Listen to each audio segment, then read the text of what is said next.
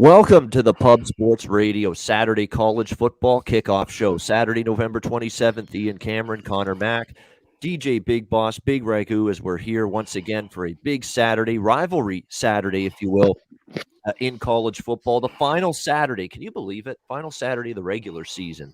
All we have left is Conference Championship Saturday next weekend, and then it's bowl season. So the way we're going to do the show the next few weeks is we got a show today. We're going to do the show next Saturday for Conference Championship Saturday, December 4th. We'll be off on the 11th. December 11th, there will be no show. But December 18th, we will be back for our final show, and it is going to be a bowl preview extravaganza show. We're going to go through the entire bowl slate for the 2-hour show on December 18th and break down the bowl games. And we'll just get them all out of the way because Saturday falls on Christmas Day and New Year's Day this year. So we figured let's do all the bowl games on the 18th, and then everybody can enjoy a holiday, not having to do as many shows over those 2 weeks. So looking forward to that. But first, let's look at Rivalry Saturday. It's a lot of great games, a lot of rivalry matchups taking place. We'll start with, wow, what a way to start. Maybe the biggest game of the day, certainly one of, in the Big Ten, the Ohio State Buckeyes and the Michigan Wolverines. Ohio State 7-point road favorites in the Big House, 64.5 the total in this game. Ohio State is definitely playing like a freight train that cannot be stopped. If you try to get in front of it, you may just get run over. That kind of looks like what we've seen from Ohio State the last 2 weeks, beating Purdue and Michigan and putting up 115 points in those two games combined, outgaining the opponents by 564 total yards in those two games combined. Just domination. C.J. Stroud throwing the ball, Henderson running it, Olave, Wilson down the field. Just too much for opposing defenses. Now, what will Michigan do against this Ohio State team? Michigan does have a very good defense, but here's the problem for Michigan. They've really only played one truly dynamite, explosive offense all year, and that was Michigan State, and they lost, gave up 37 points. So, you know, it's hard to fathom Michigan's defense doing enough to slow down Ohio State in this game. You know, it's amazing. Ohio State's dominated this series, and they're only laying 7, and in fact, the numbers come down a bit. In fact, some money's come in on Michigan late in the week, as it's now just -7 across the board. I could only go Ohio State here, laying the 7 on the road. It will be a small bet for me. I don't love it because I do think maybe this on paper is Michigan's best chance to compete against Ohio State with a defense that's been solid, with Cade McNamara showing great strides forward, throwing the football in recent weeks, and he'd better plan on having a good day throwing the ball because, you know, you can't just be one-dimensional. I know Haskins running the football and Corum have been the catalysts for the Michigan offense, but they need McNamara's arm to be a difference maker here as well in this game if they're going to hang in there and have the chance to challenge for the upset win in this game. It's a great game. Looking forward to seeing it, but I could only look at Ohio State -7, given series history, given what they've done the last 2 weeks. You know, I thought Michigan State had a puncher's chance to be competitive. Boy, was I wrong, and it's hard now to step in front of this Buckeyes team at the moment, at least for me. Connor, what do you think here, Ohio State, Michigan? Yeah, this is it's always hard for me to give anything to Michigan. They don't show it. So you're going to show it, you know, this time Michigan with only 7 points, and they ain't going to get my money. No way. I know there's a little bit Michigan money that's come in, but it's still tons of Ohio State money, and this line has dropped, which I don't like. Keep stay away for me in a big game like this. But I can't take Michigan. No way I could take Harbaugh. I can't do it. I think Ohio State's offense is better. Those last few weeks, they could have scored 80 against Michigan State and Purdue. And the defense has looked a bit better. So I can't take Michigan. I know Michigan, their defense might keep them in a little bit, but I don't trust McNamara. No way. You say he's been doing better, Ian, and he has, but I don't trust him in this spot. I'd only be on Ohio State in the Big House, and I'll catch shit from all my Michigan friends. But until they show it, then you can chirp back at me. So Ohio State's the only way here. I don't love it either. I'm not putting a bunch of money on it, but I have a little bit of money on Ohio State in the over. All right, and the over I'd lean as well. Big Ragoo, what do you like here? Come on, guys. Where's your rivalry pageant you got to have we all got an opinion, but come on, throw a little nickel here down on the game some way. I've Yeah. done that. Make it a little more interesting. I'm in. Come on. I'm in. Either way. But I know both of you guys on Ohio State. I love it. That's what makes this show great. And we're looking at Harbaugh. Maybe he's finally flipped the switch. They're a little less talented, obviously, than Ohio State, the Buckeyes. But they're playing in the big house on a Saturday, rivalry weekend. They're getting points. These are the spots that I love to jump on Michigan. And the record's not too bad. 10-1, maybe a little less offensive punch here. But if you go back and you look at the games that Ohio State maybe you want to consider struggled in, we know what Oregon did to them. But if you go back and you look at the games with Purdue, I believe it was, Penn State and Nebraska. I mean, those are two teams that probably a little bit less defensively challenged or a little more defensively challenged than Michigan. Michigan, where they're going to have to constrict the offenses on the pass, obviously, because Ohio State's one of the top teams in the nation, like over 300-plus yards a game. And Michigan's a top 5, top 6 pass defensive team. So that's where the game is going to be won with the spread. And I'm concerned because you would think that the numbers would be doubles, but since it's in the big house and there is a little momentum going both ways, I kind of like Michigan getting the points here. And the more bets are definitely coming in on Ohio State, but I think the bigger bets are on the other side, the bigger chunk bets. So I'm going to stay I'm going to go a little contrarian here. I'm going to ride the sharps. I'm going to take Michigan plus the points. All right. Going to step up with Michigan here, Big Ragoo, in this game. And the reason why I'm harping so much on McNamara, in Big Ten play, Ohio State's defense, and this is a defense I didn't like early in the year. I thought they were soft. I thought they were suspect. But in Big Ten play, they're giving up 2.8 yards per carry running the football. That's it. So the question becomes, if Michigan struggles to run the ball, that's going to put it all on the plate of Cade McNamara. And that's why I say, if they're going to have any chance today or pull off the upset, he's got to have the game of his life. It really is that simple. He's got to have the best game he's had as a college starting quarterback. Boss, what do you like in this one? Man, I had to sum up all my theories with this team right here in situations like this. But a few weeks back, I had a good pep talk for Harbaugh, and I lit his ass up, and he went out there and got the win. But this week, not so much, But I do like in rival games like this, taking the points is always a good spot to be in. So here you go. You can get a home team taking the points. So that makes a lot of sense. But I think, you have to approach this game contrarian in some way, shape, or form, I believe, because it never just sings out the way it seems, right? Because, basically you're supposed to get Ohio State over just by looking at it. But I guess if you dig a little deeper, we can make the case that this thing can go under. Being that it's a rivalry game and coaches sometimes the only way to give yourself more value to win is slowing the other team down by taking your time.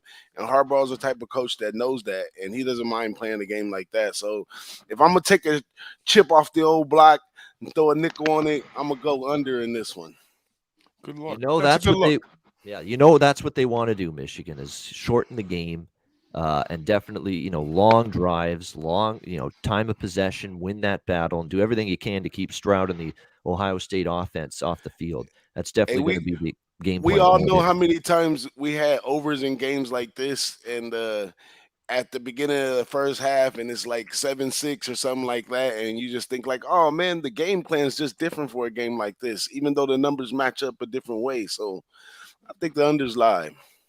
All right, leaning toward the under here. 15-1 straight up, 10-6 ATS. That's the track record for Ohio State against Michigan over the last 16 years. So that's what Michigan's got to try to overcome here in this game today. All right, next up we've got Army and Liberty. Liberty 3.5-point home favorites, 52 being the total here in this one.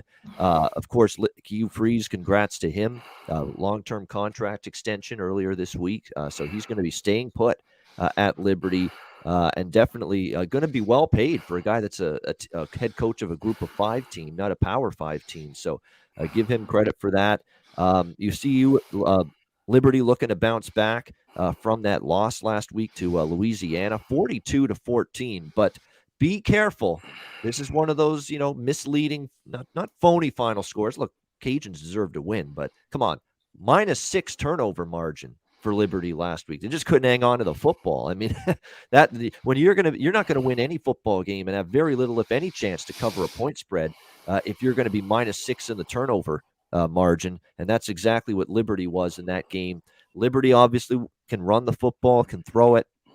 I think they're going to be able to do that here against Army. And when you think about this scheduling spot here for Army, I don't want to say look ahead because they're not usually wired that way, the Service Academy. But you do have Navy in your next game, and that's a huge one. That's the rivalry game, December 11th. And when you look at this Army defense, every time they've been asked to step up in class, play a pretty good team, pretty good offense, they've gotten run over, essentially. We know what Wake Forest did to them. We know what Western Kentucky did to them. They've struggled against these balanced offenses of late. And I think Liberty's in a pretty good situation here to bounce back. Again, that was dead even in total yards last week. Liberty and the Ragin' Cajuns, despite the 42-14 score, because of the fact Liberty was just terrible hanging on to the football. If they hang on to the football here and don't turn it over, I think they win the game and probably cover the number. So I would look Liberty here. Connor, what do you think? Yeah, they got to hold on to the ball, though. You got to hold on to the rock and not turn it over. I had them the game before with Ole Miss, which was a bit better. And that was their big game. We had all talked about that. So, yeah, Army has Navy. It's a little bit of a flat spot, but I can't take Liberty here. Congrats on Freeze on getting his extension after a couple losses. There, shout out to my guy, Jake the Snake, Jake from State Farm, $10 dono. We appreciate it, my guy. And everyone in the chat. And shout Arthur out. Meade. Thank you to both of you for the donos. Yep. Oh, yeah, Arthur, my bad. I forgot your dono. Always appreciate it. And everyone in the chat, hit the like, hit the thumbs up. We appreciate all you guys for always being here every Saturday with us. I think this total has dropped, and Army's been in a lot of high-scoring games.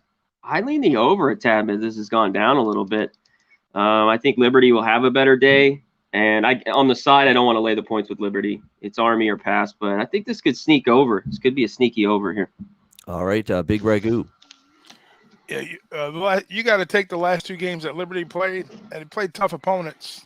I mean, I had Lafayette last week was one of my better plays on the money line against them because I know how Lafayette likes to go on the road and win games, even though equal class are a little step down there. But besides that, I mean, Army, I doubt Army's looking ahead, and I really do. I think my numbers work out towards in Army's favor and Liberty's favor, actually. My brain's trying to pull me in and take Army because I like to back Army. But Liberty at home, they usually score a lot of points.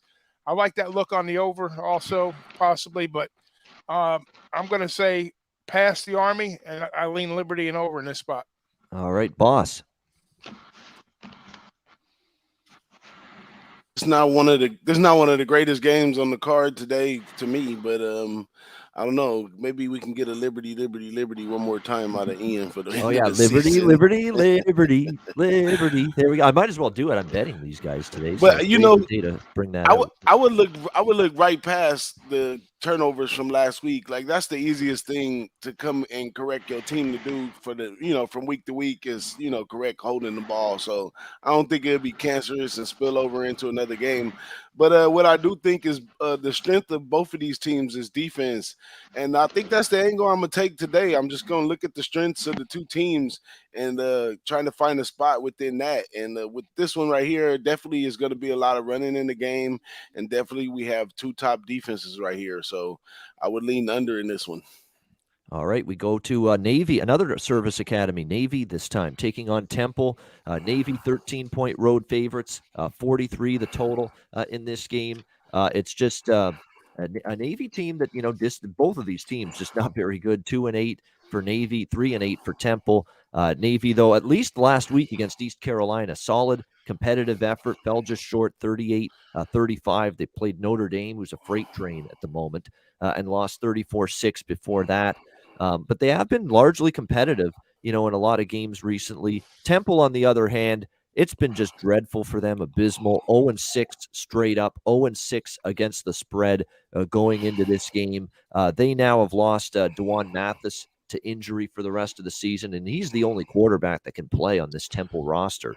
The rest of these quarterbacks are brutal, including Justin Lynch, who started last week, 4 touchdowns, 4 interceptions. He's completing 56% of his passes, which is terrible. I think Temple's just said, you know what? To hell with it. We want the season over with. Look at these numbers. The last 4 games, 49-7, 45-3, 37-8, 44-10. All of these losses by a minimum of 34 points in the last 4 games. Crazy as it is to say it, because Navy's not really all that great, I'm laying the 13 with Navy still. I mean, this team for Temple has quit. They've called it a season. They've packed it in. They can't move the ball. They have a bad quarterback situation right now. Give me Navy here. I think they can win by 2. At least with Navy, they've been competitive. They've still been able to win games. They've had a tough schedule, Notre Dame and ECU the last 2 weeks. I think they can not only win, and now you expect Temple now with this bad season to suddenly be ready to and efficient and assignment sound against the triple option. I don't expect that. So I think Navy rolls here. Connor, what do you think? Real quick, Brian. Yeah, the total's 52. It's dropped to 52. I even see a 51.5 at FanDuel in that last game. This one, I'm with you. It's just kind of a lean. I don't Navy laying, almost 2 touchdowns on the road, but Temple is this bad. I only look that way, and I want to look usually for the most part a double-digit dog at home. But this Temple team, you just rolled through how bad they've been. I can't back them here. I mean, it's Navy or pass for me. All right, Big Ragoo. Yeah, that was my initial look too. I'm like, how the hell could Navy be double digits over anybody? And then you peel back Temple's numbers and season. It's like horrific. But I guess they're playing in Lincoln Field, right? So Navy have back-to-back games in Lincoln Field. Are they playing that game next week there too? So they better get real comfortable there, because I don't think they're looking. I think they might be looking past Temple a little bit towards Army, where Army's not. But this could be a sneaky spot for Temple, as bad as they are. But it's a pass for me. All right, it's a pass for Big Ragoo. And by the way, 226 rushing yards allowed, 5.3 per carry for Temple the last 3 games. And that's not the numbers you want trying to face this Navy triple option. Boss. Hey, many of these games will be a pass today because some of them are a little meaningless, and it's kind of difficult. But key word that Ian said was checked out. So we're looking for the teams that's checked out, man, especially with the way these youngsters roll nowadays, because a lot of them got plans to go, do something else. And another big one for me is that I always go by is teams checking out at home. So Temple's at home right here. It's much easier to check out at home than it is on the road, because on the road, you got to get beat up. Then you got to travel back home. But these guys going to be looking for their PS5s, man, in the third quarter. So I would lean Navy in this one, man. I would lean over as well, just because it's 42.5. And in the last few games, Temple has allowed 44, 37, 45, and 49. I mean, you could get Navy to get into the 30s and the high 30s, and all you'd need is some kind of score from Temple, and there's your over in this game. So I think the over is a bet I'll look to make as well. 42 is not asked. 42.5 is where this total is right now. I think it could probably get there. Wake Forest and Boston College. This is a big one now in the ACC. Wake Forest, 5-point road favorites, 64 the total. Very disappointing from Boston College. I liked them a lot last week against Florida State, but give Florida State credit. Very good defensive effort against Phil Jurkovec and that Eagles offense. And the defense for Boston College had a tough time, especially in the first half, stopping Florida State. So give the Noles credit for a nice win in that game last week. Now they'll look to play spoiler Boston College. This game means everything for Wake. They win, they're in the ACC championship game, and they play Pitt next week, Wake Forest, if they can win this game against Boston College. But it's not going to be easy, guys, because I sense a Wake team that's running on fumes a little, especially their defense. Like, their defense hasn't stopped anybody now 3 weeks in a row. They lost to North Carolina. They beat NC State, but they still gave up 42, and NC State went up and down the field against them. They gave up 48 to Clemson offense that's been underachieving all year. DJ Uiagalelei has had troubles all year, and yet they put up a 48 spot on Wake Forest last week in that 48-27 win over Wake Forest. So, this defense is running out of gas a little bit. The offense is still very dangerous, we know, with Sam Hartman and company. I just get that sense now, traveling to BC. The one thing about Boston College is they didn't win last week and they had a bad start, but they rallied back and they only lost by 3. It's difficult, even with everything on the line for this game for Wake, chance to go to the ACC title game if they win, but it's difficult for me to lay 5 with them on the road. Boston College's home finale. Boston College has a knack to hang in there in a bunch of games, and I certainly will take their defense over Wake at this point in time. So I like BC as a home dog here, +5. Hopefully Jerkovic has a good game, because he's kind of had a good game, bad game pattern going since he's returned. But against a Wake defense that's given up big plays to everybody lately, I think this could be good game filled Jerkovic today for Boston College. I like BC. As far as the total goes, you guys in the chat are talking about it. How could you go anything but over with Wake Forest right now? I mean, 3 straight overs. They're not stopping anybody. I know it's a high number, 64, but no way I'm betting Wake Forest under the total right now, over or pass for me. What do you think here, Connor? Wake, BC. It's my over. I always give. It's the only way I could look in this game if you're looking at the total. I'm with you. No way with Wake. The Cinderella of them and them against the number was early on. They got that loss. They've lost a couple now, and they're laying more than a field goal here. I can't back them at all again. So I'm with you, Ian. It's BC or pass. He'll be able to throw all over Wake. That defense is not very good. So high scoring one, probably a field goal game at the end. So I'd want the points. Home dog. I agree. Big Ragoo. Yeah, the magic could be over for Wake for the ACC championship, because I think if they lose today, NC State gets in, and Clemson was praying for North Carolina yesterday. If you've seen the end of that game, that was another wild finish. 26, 2 touchdowns in 26 Clemson's seconds. out of the ACC championship game. How out. crazy is that we're not going to be seeing Clemson in the ACC championship game? They had a hope and a prayer if NC won yesterday and then BC wins today. But BC's live. BC's definitely live in this spot. Wake early on, we thought their defense was better than it was. But, when you play an Old Dominion, Norfolk, and Florida State, so not much early on there. Then when they got into the meat of the schedule, giving up well over 30 points a game. So I would look to the over, and Boston College home is a live dog. And if Boston College wins, NC State's in the ACC championship. All right, liking BC here. I think this is just going to be this is going to end up being a tough game. Wake wins. It'll be at the end probably. That's the way I feel about it. What do you think here, boss? Well, history of the season, of the series, shows that they fight each other at times, and many of the games do land under. So give me the points going under, because 65 is a high number. Maybe a little recency bias in there. You can't really side with either one. Both are coming off of big losses. BC's at home. One thing about BC is they if they can get you to play their game, that's how they beat you. So they'll definitely probably slow Wake Forest down, and that'll lean more towards the under. But I think Wake might get out of the game by a touchdown or something, just because the game is more value for Wake Forest in the future than it is for Boston College. So, I'm trying to get in the minds of these teenagers, well, young adults, let me say, students, young student athletes. I'm trying to get in the mind of these young student athletes right now, and there's so many factors involved, coming off of Thanksgiving and them being with their families or not, or what I'm saying? So kind of difficult. But if you just roll back the tape to what history shows in this matchup right here, Wake Forest, they usually, fight it out with these guys. So I'm going to lean under in this one. Give me them 65. All right, we got Houston and UConn next up. Houston, obviously, 32.5 point road favorites here, 54 the total in this game. This is just one of those clear and easy pass spots for me. Houston's already in the AAC championship game to face Cincinnati next week. And I think this game is just get out of here and move on. And as for UConn, 1-10, they're just playing out the string. They're a miserable football team. I don't want any money on them. So it's an easy pass for me, Houston and UConn in this spot. What do you think, Connor? Yeah, this is a pass. As someone put in the chat, maybe for the game before, is our good friend Dutch Boy Fresh. This is the backwood for me. I want nothing to do with this. Houston, they should blow them out, or don't even mess with this one.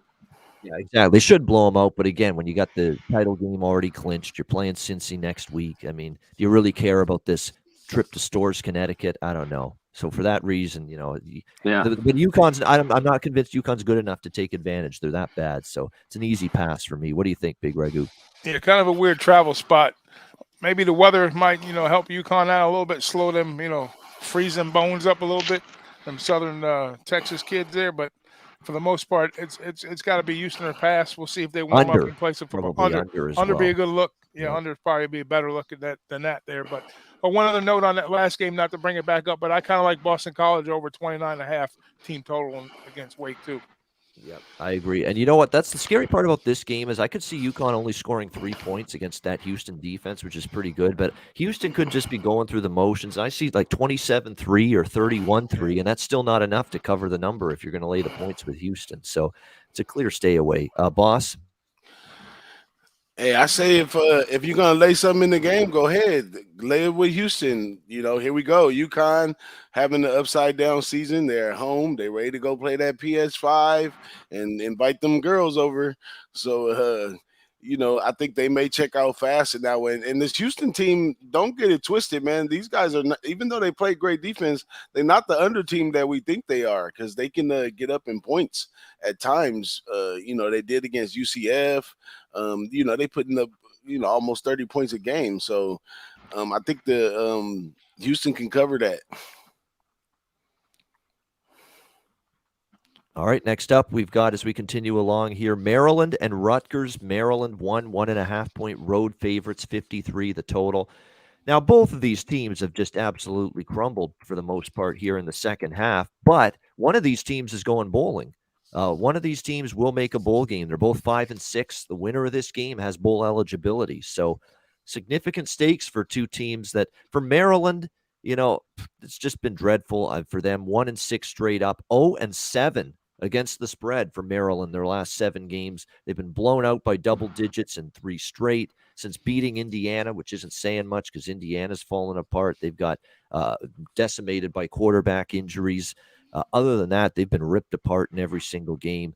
Rutgers, just nothing on offense. Penn State shut them down last week in that 28-0 Rutgers loss to Penn State. But, you know, they've at least had a couple games where they've risen up. They crushed Indiana, which is much better than what Maryland did against Indiana. Maryland just barely beat Indiana. Rutgers destroyed them. And then Rutgers had the win out of their bye week against Illinois. Obviously, Rutgers has been crushed by the better teams in the conference like Penn State, Wisconsin, Michigan State, Ohio State. They did hang tough with Michigan way back early in the season. I just got to believe in a spot like this. I'll take the better coach, and that's Schiano. I don't think very highly of Mike Loxley whatsoever for Maryland. And I'll take, I think the team that's got the better defense, and that's Rutgers. I do think Rutgers defensively is better than Maryland. And let's not forget, Maryland's offense has been disappointing. Little Tua's made a bunch of mistakes. Talia Tagovailoa, they've not been the same since they lost Dante Demas, their best receiver, to injury early in the season. I think that Rutgers at home is a small dog. I'm betting that. I just think better defense, better coach team, Rutgers. That could be the difference in a game like this. Rutgers goes bowling, and don't underestimate how badly I think Rutgers would love to be in a bowl game for a program that's had a rough couple of years here. So I think Rutgers can get it done. I'm on the Scarlet Knights here, +1, +1.5. Connor, what do you think? Yeah, there's just no way I'm taking Maryland in this spot. I'd be on Rutgers, take a money line.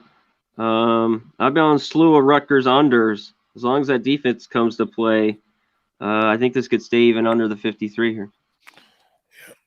I would agree with that. And by the way, I'm just confirming the numbers right here at the moment. Yeah, I mean, Rutgers, 377 yards per game allowed on defense, 420 for Maryland. So, yes, just as I said, better defensive numbers for Rutgers. And look, when you compare the schedules here as well, it's worth noting, you know, I think it's actually been a little bit tougher schedule for Rutgers. They played Syracuse, Michigan, Ohio State, Michigan State, Wisconsin, you know, tons of really, really difficult teams. I don't see Wisconsin on Maryland's schedule. So, you know, this has been a tough schedule for Rutgers. They get it done, I think, here. What do you like, Big Ragoo? Yeah, I think Rutgers is the side here just because of Maryland's inconsistency, their defense, the better defense on the other side. And I think you're not going to see we're not going to see Rutgers air it out. They're going to pound it. And I think when they rush for like 150, 160 yards, they're like 4-1. And I see them doing that today. And Maryland's been brutal on the road, like 0-4 ATS, 1-3 overall. So it's a Rutgers spot or pass here. So I would lean heavily on Rutgers for sure. All right, boss. It's a pass for me, man. I think everybody's over on the Rutgers side just makes it a little too public for me. But I don't know, to make the case for Maryland, maybe they've been eating a little too much beat down lately and want to give something back. I mean, a win with it on the road would mean everything to Maryland for their season right now. So just to make a case for Maryland, but I wouldn't get to the window with either one of them. All right, Georgia Tech. Georgia 35-point road favorites, 54 the total. For me, this is just first half Georgia, full game Georgia. I know there's a rivalry game. You like to make a case sometimes for the underdog, the inferior team in a game like this. Not with Georgia Tech right now. The hot seat is warming up for Jeff Collins. This has been a brutal run for his team. 0-5 in their last 5 games. They get beaten down by Notre Dame 55-0. Just a debacle of a performance if you saw that game. It was bad defense. It was turnovers galore. 55-0 loss to Notre Dame. Last week, they lose by double digits to BC. Again, 5 straight losses. Georgia coming in here just rolling. And I know they've got the SEC championship game next week with Alabama, but this is a situation here where I think Georgia shows up here. It's still your in-state rival. I still think they want to beat the hell out of this Georgia Tech team. Georgia Tech defense giving up nearly 200 yards rushing, 5.1 yards per carry. That's not good, and Georgia completely stifles the run. And nobody on this Georgia Tech team from a quarterback standpoint can throw the football consistently or accurately. Jeff Sims couldn't do it. Jordan Yates can't do it. This could get real ugly, I think, for Georgia Tech. And let's not forget the last 3 years that these teams have met. 38-7 Georgia, 45-21 Georgia, and 52-7 Georgia in the most recent meeting 2 years ago. And the total yards in that game were 500 to 139 in favor of Georgia. I think this is an absolute annihilation spot waiting to happen here. What do you think, Connor? Georgia Tech. Yeah, I'm not going to change anything I've done all year. Is that take the under in the Georgia games. They usually cover. You take the other team's team total under. Georgia Tech. All that Georgia needs to do is hand the ball off, stay healthy, and get to that game against Alabama. So they'll go in there and just run all over them. Their defense will suffocate Georgia Tech. So, yeah, should be an easy beatdown. 42-0, 42-6. Yeah, I say, there's been years in the past where Georgia's got the SEC championship game and they've played Georgia Tech at the end, and people have used the letdown angle. I haven't seen it because they've just beaten the hell out of Georgia Tech these last few times they've played them at the end of the regular season. What do you like, Big Ragoo? Yeah, I've been with Connor. I've been looking for a way to either go up against Georgia's team total against either over or under. And this number here is set at like 9.5, like minus 120. And I don't see any other way to play it other than, even when they get the game out of control, even when they start bringing in the backups, I mean, those kids they're probably like the top 3 recruiting class. Anyways, Those kids are going to want to pound and beat up their in-state rivals at the same time. So I see foot on the gas. I see hard hits coming all the way to the SEC championship. I'll take the under 9.5 points for Georgia Tech minus 120. All right, boss. Hey, this is a Notre Dame hangover spot right here for Georgia Tech. I had to go with Georgia all day. Maybe Georgia first half and full game right here for this one. But shoot, forget the game, man. Where the after party for this one at? This is the one out here, Georgia versus Georgia Tech. It's going to be a party. There we go. Yeah. Never mind the game. Get the party going. Yeah, let's get the party going. And what about you, 0-55 beatdown? You said that they wouldn't. Notre Dame didn't want to beat nobody up, and they knocked the shit out of them. They do now. They're number 5 in the playoff rankings, guys. If they That's what I thought last week. Now. They want to beat them up. We'll get to Notre Dame, and I think they'll have the chance to beat the hell out of somebody today. We'll get to them later on in the show. All right, next up, as we continue along, we've got still the noon Eastern kickoffs here. Next up, we've got Akron and Toledo. Toledo, 28.5-point home favorites, 57.5 the total. This is a game I won't be betting here. Toledo's actually started to play some better football. They're 6-5. They're now bowl eligible with their win against Ohio last week. They've covered 3 of their last 4. won 3 of their last 4. And look, that was a disappointing step back for Akron. Remember, they were starting to cover some numbers, be competitive, and then they get whipped 38-0 by Kent State last week. At this number, I could only back Akron, but they took a huge step backward. They got completely shut down on offense by, let's be honest, a Kent State defense that hasn't been a shutdown defense, and yet they pitched the goose egg against Akron last week. So the slightest of leans to Akron, but I'm not going to bet it. Connor, what do you think? Yeah, there's no way I'm involved in this game. Toledo wins, but do they cover? I don't want to find out. I'm not paying to see it. Yeah, more than 4 touchdowns, no thanks. A big Ragoo? Just lean over here. Just over a Mac action over spot. Lean. Boss. Hey, I don't want to be betting Mac on a Saturday, but Toledo has been getting better. I would lean Toledo, but wouldn't be willing to give up the points, so I'm off. Yeah, Zach Gibson was playing better for Akron at quarterback until last week. I don't know what happened there, but big step back for the Akron offense. Obviously, they got zip, as Big Ragoo has said in the past, that Akron team last week. Next up, we've got Texas Tech and Baylor. Baylor 14-point home favorites, 51 being the total in this one. Should be interesting to see what we get here from these two teams in this one. When you look at Texas Tech, a win here by Baylor, along with Oklahoma State beating Oklahoma, puts Baylor in the Big 12 championship game. So, obviously Baylor's thinking of that. Look, Baylor, somehow, some way, people keep betting against Baylor and they keep paying the price for it. I mean, this opened 14.5, and we've actually seen some money on Texas Tech. I mean, what has Baylor done to make you want to bet against them? It's the same. It must be the same group of people, because every week Baylor's had people bet against them, and the lines come down on them, including the K-State game. I thought that was a potential flat spot after beating Oklahoma. It wasn't. They beat Kansas State 20-10. Very impressive defensive effort again from this Bears team.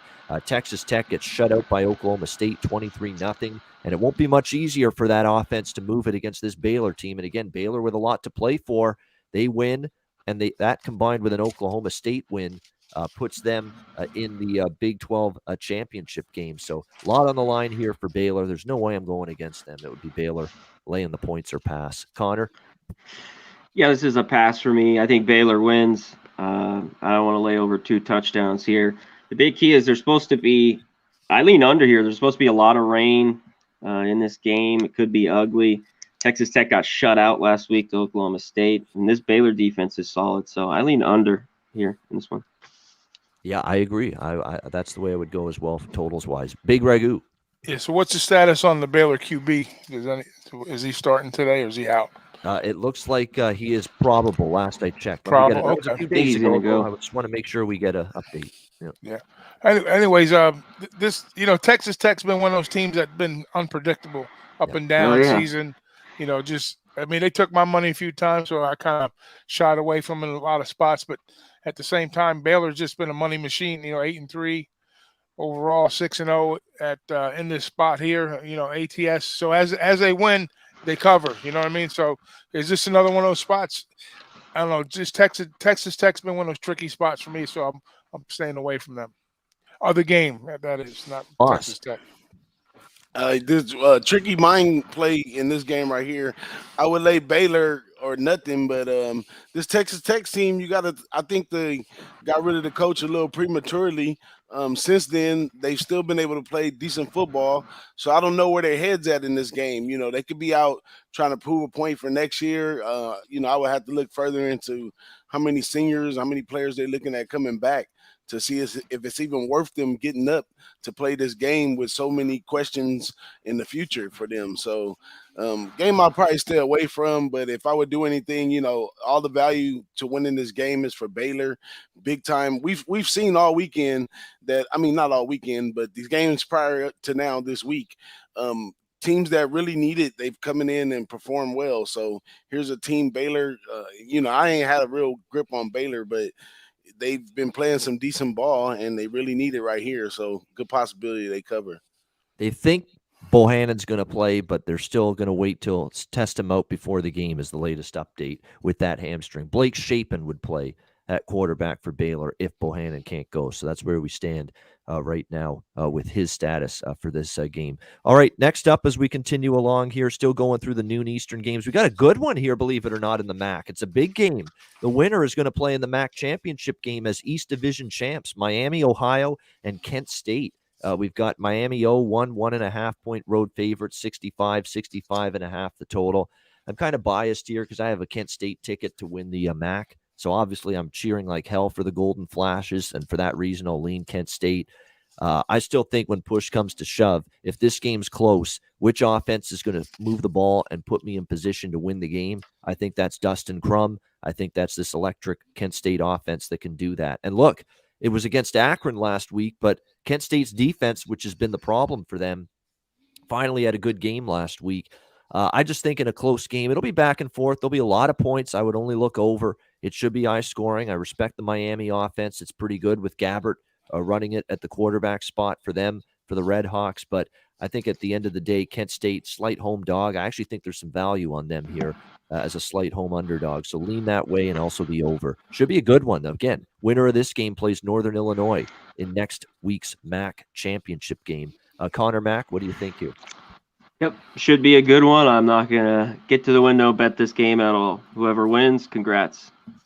Yeah. I got Hopefully nothing. Kent I don't State. want that.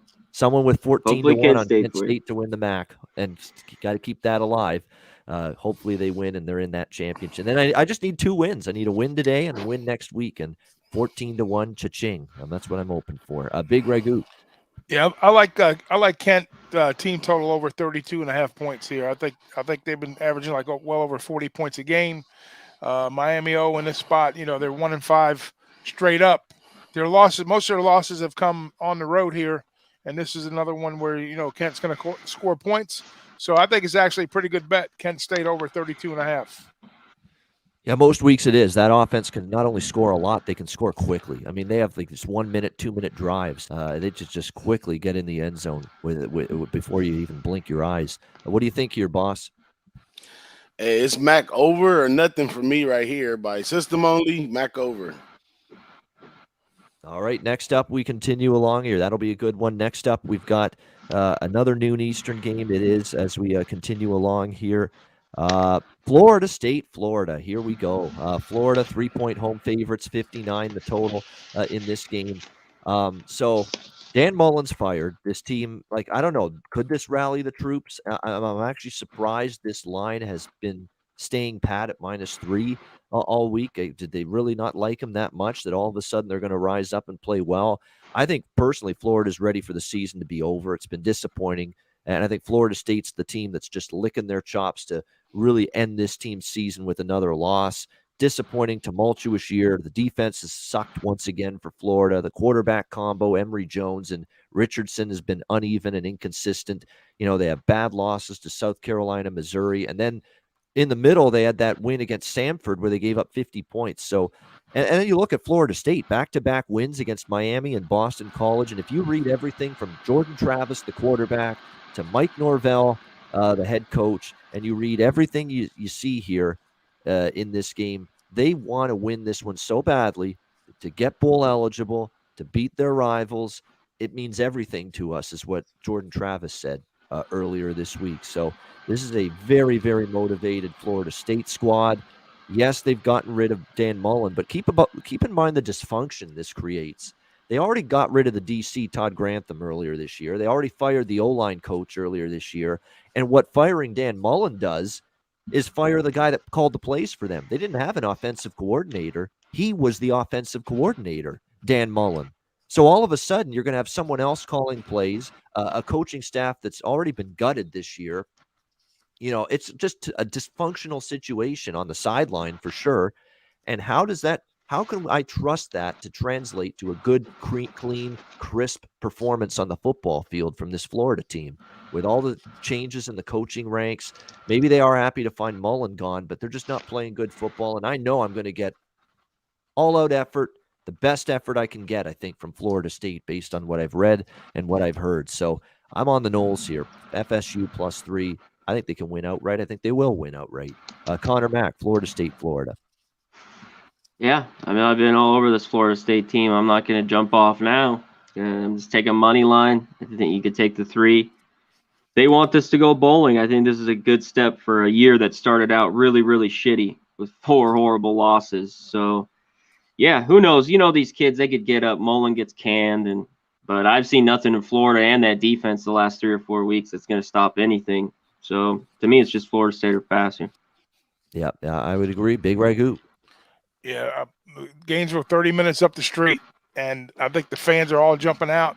There's free tickets given away on the streets for the Gators, and that's indicative of how their season went.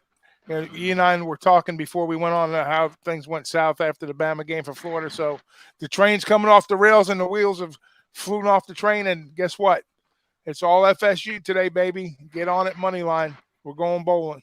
All right, going bowling, and it's a combination of going bowling and look, Florida's kind of had their number the last few years as well, so a chance to try to get back and some redemption there. Boss, what do you think? Now, I'd love to go to the after party for this one too, but this after party is gonna be on a different level. I like this one right here as well. I had to wear my I could wear a short set. You know what I'm saying, out to the after party for this one. But I like Florida State in this spot too, man. Florida, they've been stinking up the field against a lot of teams. They've been, I think the bookmakers are on them a little more tougher than they really are. But who knows when they'll wake up or not. I don't think losing the coach help anything at this time. And they fall in the spot right here, one of those teams that could lose at home and go play that PS5 and be comfortable. Whereas Florida State, they got a chip on their shoulder. I see them like I seen Boise State, like one of those teams that kind of like got it together somewhere in the middle of the season, and they've been pressing. So I hope they don't disappoint me like Boise State did, but I think Florida State is the play right here. All right, next up we got Miami and Duke. We got the Miami Hurricanes here, 21-point road favorites, 67 the total in this game. I would only take Miami here. I mean, Duke is packed. I was on Louisville, minus 20. I didn't even mind laying the points with Louisville in that game, and Louisville wins 62-22. Duke is 0-8, 0-7 straight up their last 7, 0-5 against the spread their last 5 games. The losses were by 48, by 38, by 25, by 31, and by 40. I mean, you either lay it with Miami or you pass here. And the one thing Miami's done lately is move the ball with Van Dyke. Tyler Van Dyke continues to play well at quarterback for Miami. He's throwing it well. They're running it well with Charleston Rambo receiving the ball, rushing the ball with Franklin's been good lately for Miami. They should be able to move the ball up and down the field. Miami, probably the over as well, because the one thing about Duke's offense is they did contribute finally and got themselves to 22 points against Louisville last week. If Duke gets to 22 points, and they should here, because I think Miami's defense is worse than Louisville's, then this game goes over. Because if Duke scores 22 here, Miami's scoring like 48 or 51 probably in this game, at least in my opinion. So game probably goes over the total as well. What do you think here, Conor Mac, Miami Duke? Yeah, I'm not crazy about it. Miami should easily win this game, but you talked about it, that defense. Watch out. Duke could get a few points and maybe a backdoor cover, but Miami should roll here. It's just you want to lay 3 touchdowns on the road? Go ahead. We got Bohannon warming up for Baylor, so he might be in today if that's an indication. Big Ragoo.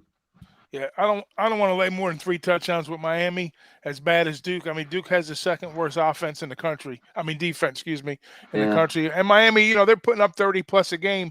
But even on the team total, you're looking at 45 points. That's an uphill climb for the Canes here. So it's a pass for me. Boss. I think it's a good spot for Miami right here. A good chance for them to let their hair blow in the wind a little bit. Even though, despite the recommendation of my Miami therapist, I'm going to go ahead and endorse Miami today, because everybody's been getting a little piece of Duke. ATS-wise, everybody ain't got their issue. I don't see no reason. I mean, Miami have a couple downfalls, but I don't see no issues why they shouldn't get their little piece of Duke for the season. It'll make those guys too. They're going to be leaning towards going into another season. And I like the look without Derek King. I think Derek King is kind of cancerous. for that team right there. This new guy that's coming there, he's way more better of a passer. Takes away the run threat a little bit, but he passes the ball well. So I think they can cover that 20 points. All right, we have Louisiana Tech and Rice next up here. We've got La Tech, 3.5-point road favorites, 53 the total here in this game.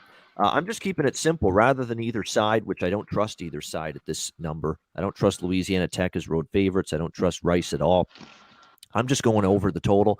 I think we'll see points. I think the offenses are the superior parts of both of these teams. Certainly isn't the defense for Rice. I mean, Rice hasn't been able to stop anybody all season long. Rice has allowed 30 to North Texas, 31 to Charlotte, 42 to Western Kentucky, 38 to UTEP in their last 4 games. They've gone over the total 4 of their last 5 games, and their games have seen 54, 55, 63, 66 total points.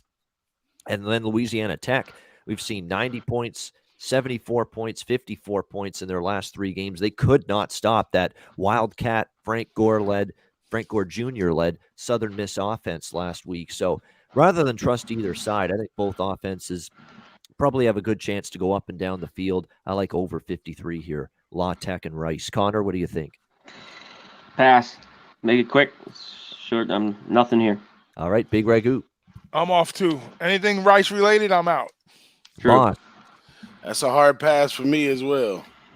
All right, hard pass as well. All right, next up we've got, as we continue along, Charlotte, Old Dominion. We've got Old Dominion 9-point home favorites, 56 the total. So I've been riding Old Dominion, but now we got Old Dominion in a different price range here. A lot of these times Old Dominion's been an underdog or maybe just a small favorite. Now they're laying 9, so this is different. Like during this run with Old Dominion for me, we cashed against Louisiana Tech, but they were a dog. FIU, a miserable FIU team, and they were only 3-point favorites in that game. And they won 6.5-point dog against Florida Atlantic. They were a 4-point dog last week against Middle Tennessee. And now they're a 9-point favorite here in this one against Charlotte. Like I'm definitely not going against Old Dominion. I'm not.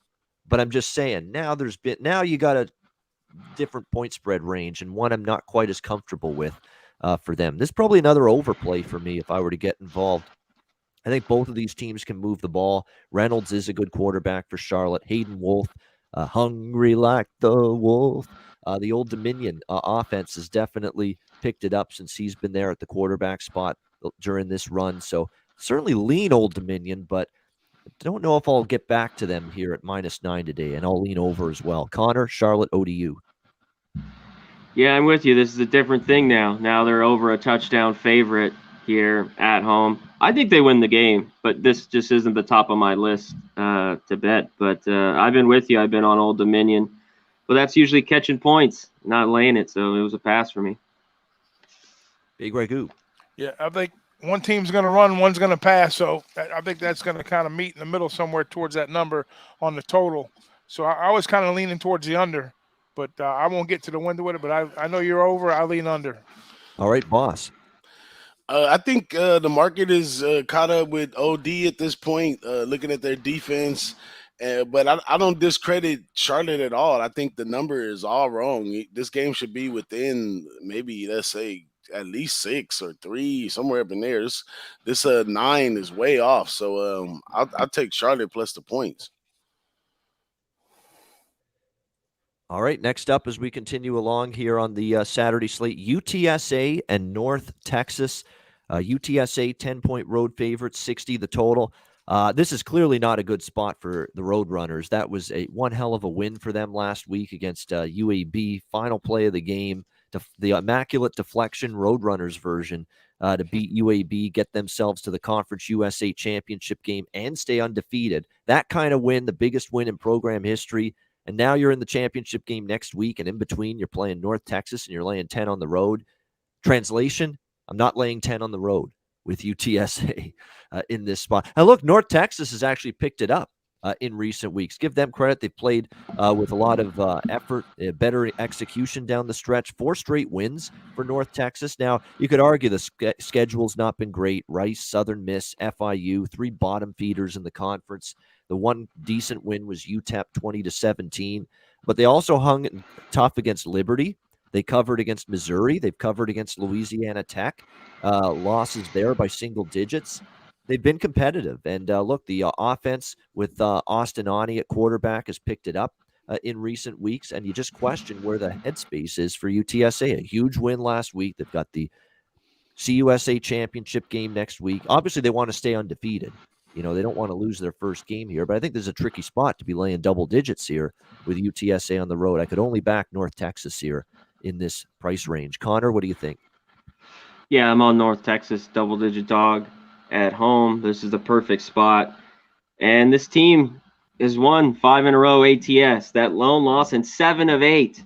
The lone loss was that beat down to Marshall on like a Thursday night, still ingrained in the back of my head because I caught a lot of shit from it. But North Texas playing pretty good football, and I'm going to take them today. Look out for UTSA. It could be a close one. Big Ragoo. You guys are going against the Southtown money, huh? That's all right. Yep. I don't blame either. It really is a bad spot for the Roadrunners here. I mean, Ani and Torrey, has got 10 touchdowns, over 1,000 yards, and UTSA's with Harris and McCormick. They're both offensive juggernauts here, but you have to lean UTSA for the W without question. But the numbers, money's coming back the other way, so I'm off. I'm going to enjoy the game. Hopefully you guys drink some brewskis down there at the old Southtown spot.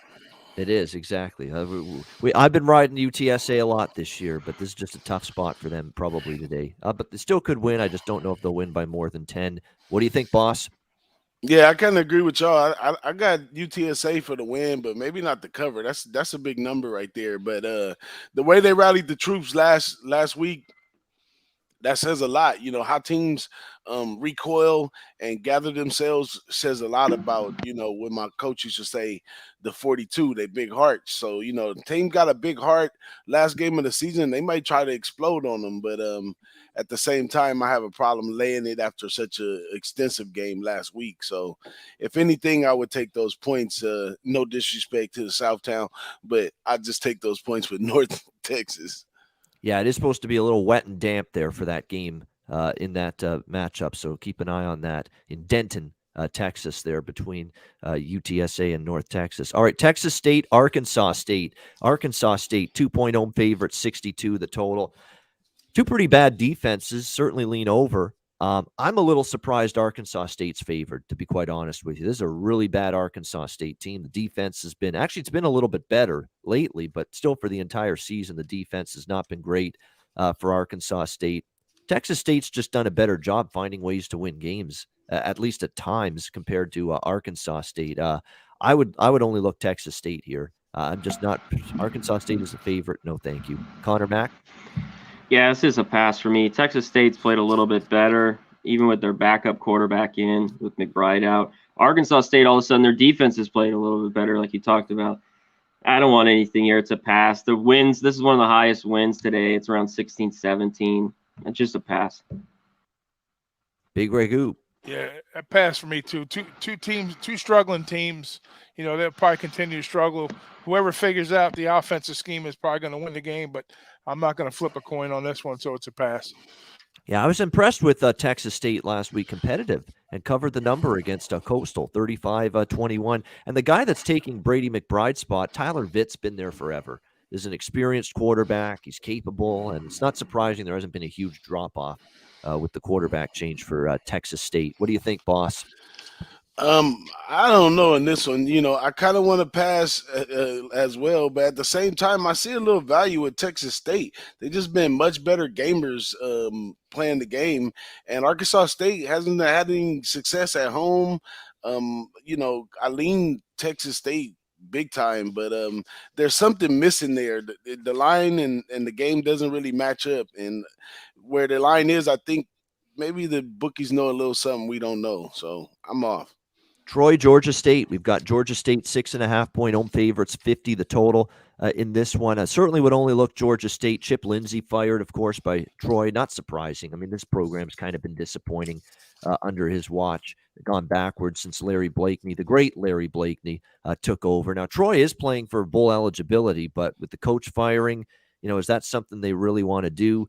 I don't expect them to really rah-rah effort here just because they got the interim coach there now. at Troy. Georgia State's clearly the better of these teams right now.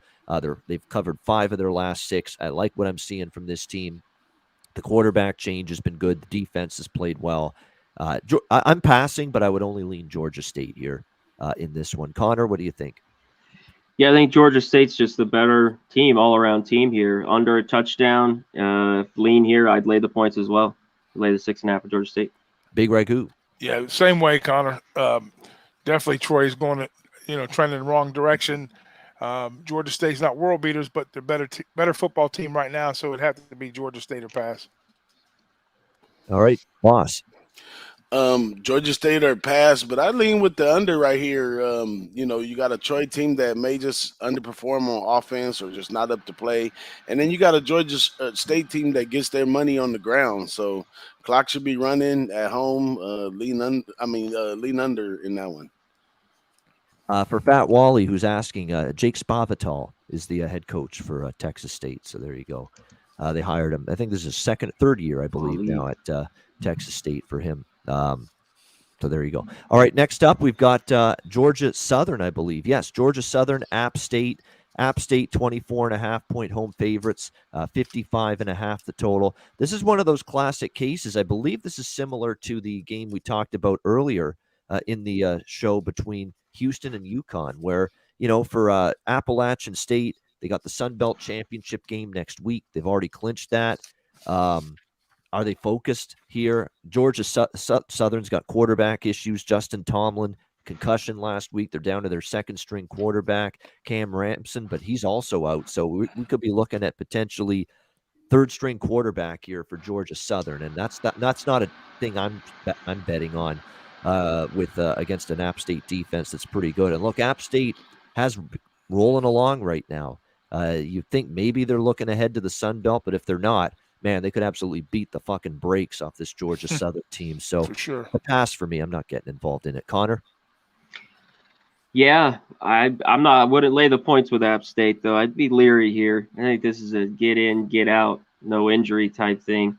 Georgia Southern's just got to run it. So, I take the points here. I take the 24.5. Big Ragoo. Yeah, I was leaning App State on a team total, but it's if it was in the mid-30s, I would be all over it. But we're cracking 40, and like you said, tricky spot for App State because they're getting ready for that championship game. So it would have to lean Georgia Southern or pass. Boss. I wouldn't get to the window with Georgia Southern. App State, I've been doubting them, and they've been covering week in, week out. And here's the spot when they play at home. You really don't fade them at home. That's one of their good spots. And as far as X's and O's go, you got an App State team that does well against the run, and you got a Georgia Southern team that just loves to run the ball, and they're having quarterback issues. So that just all kinds of gray areas for Georgia Southern. And App State, they don't mind running it up. I think App State can cover that. This could be the worst game of the day right now. UMass and New Mexico State next up here. We've got New Mexico State 6.5-point home favorites, 59 the total in this one. Wow, what a matchup. 1-10 versus 1-10 to playing for exercise. That's about it in this one. I'll say this, though, about UMass. Defense has gone from absolutely abysmal to at least a little better. That's not saying much. The New Mexico State defense is still horrific.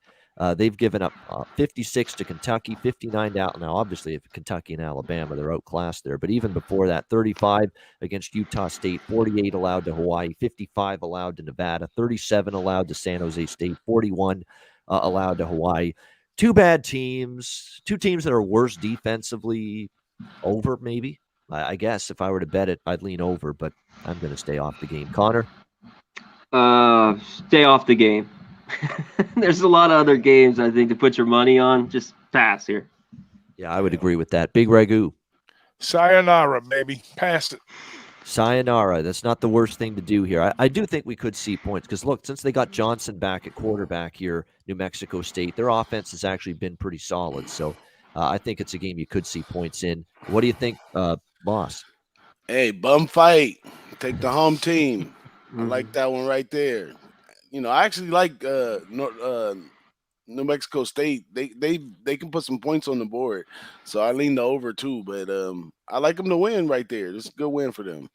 Yeah, I would agree with. I think if you had to take the favorite, you'd lay it with the Yeah. New Mexico State because they've been competitive at times. They've been solid. Brady Olson continues to be the quarterback for UMass, and of course, like I said, Jonah Johnson's actually he's been solid at times for New Mexico State. Yeah. This year at And you quarterback for them. and you getting under a touchdown, which is pretty cheap. I think the way New Mexico State been putting points on the board, it should probably be at 10, but they probably look at it like at the records of these two, how can we put it at 10?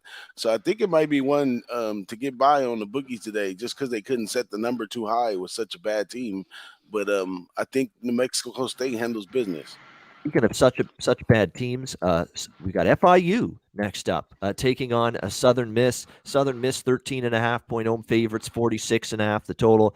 Well, we said FU to FIU last week. Best bet winner for me, FIU or North Texas against Florida International. Couldn't have been any easier. This team is completely and utterly quit with a capital Q. Florida International. There's nothing left. This team's just folded the tent. This has been a brutal run. 38-0, 47-24, 50-10, 49-7 in the last 4 games for Florida International. They've given up. The defense can't stop anything. And look, Southern Miss, last 2 games, they covered against UTSA, put a scare into the Roadrunners, the best team in the conference. They beat Louisiana Tech as 15.5-point dogs last week, 35-19. People were looking at Will Hall like he's nuts that he's running this Wildcat offense with Frank Gore Jr., a running back, posing as a quarterback, but it's working. It's working. The offense is actually moving the ball and having success, and they're winning games. And if they're winning games against Louisiana Tech and giving UTSA fits, they should destroy this team. And how can you pass up one last chance to fade FIU? I'm not going to pass it up. I'm on Southern Miss here, minus 13.5.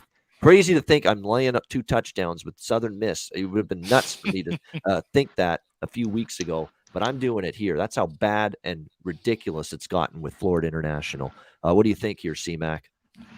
Yeah, just keep running it, and just don't even worry about it. Just run it down their throat all game long, and they should win by 3 touchdowns, I think. And it is crazy to think. But FIU's that bad. They are that bad. And guess what? It should work because FIU's given up 307 rushing yards and 6.4 yards per carry in the last 3 games, which is abysmal. And all Southern Miss is going to do is run. So it's just hand the ball off, get 30-yard gainers. That's probably what will be in the cards here for Southern Miss today. What do you think, Big Ragoo? Yeah, we've been riding that FU for a little bit, right? Sticking it right up their asses. But at the same time, early on, I was really excited about to see Frank Gore. Early in the season, I said I want to see more Frank Gore, and guess what? Not that I got my wish, but we're starting to see him. And they've been a bad football team for most part of the year, but they have shown signs of late, and they're coming up against the perfect opponent to get the job done. So, as much as I hate chasing a number up, I'm chasing this one too. Give me Southern Miss Golden Eagles to break it off and FU's ass. Well, it opened 10. It's up to now. The 14s are starting to pop as we speak. So, yeah, there's nobody betting FIU here probably. Boss, what do you think? Man, Big Ragoo, that was violent, man. That was violent. I'm sorry, man. I got a mean streak in me every now and then. Don't let this baby face fool you. Hey, but my second worst team was Southern Miss as well until they started getting a couple, doing a little better with Frank Gore. So I was like, I don't know. But then at the same time, FIU has been proven to be a bum. But this is definitely a bum fight. The number's high. But hey, you can't say that Southern Miss is not a bum. They got the same record as well. So all we doing is pitching a campaign for Frank Gore right here. But I would lean Southern Miss or pass. All right, Hawaii, Wyoming. We've got Wyoming 11-point home favorites, 48.5 the total in Laramie. Always check the weather, check the wind, although I don't think it's going to be that bad today in Laramie for this game. We finally got some offense from Wyoming last week, and about time. Levi Williams was solid. The run game worked. 44 points and a big win against Utah State. This total, I kind of wanted the over in this game because Wyoming finally showed you some offense. Hawaii's defense hasn't stopped anybody lately.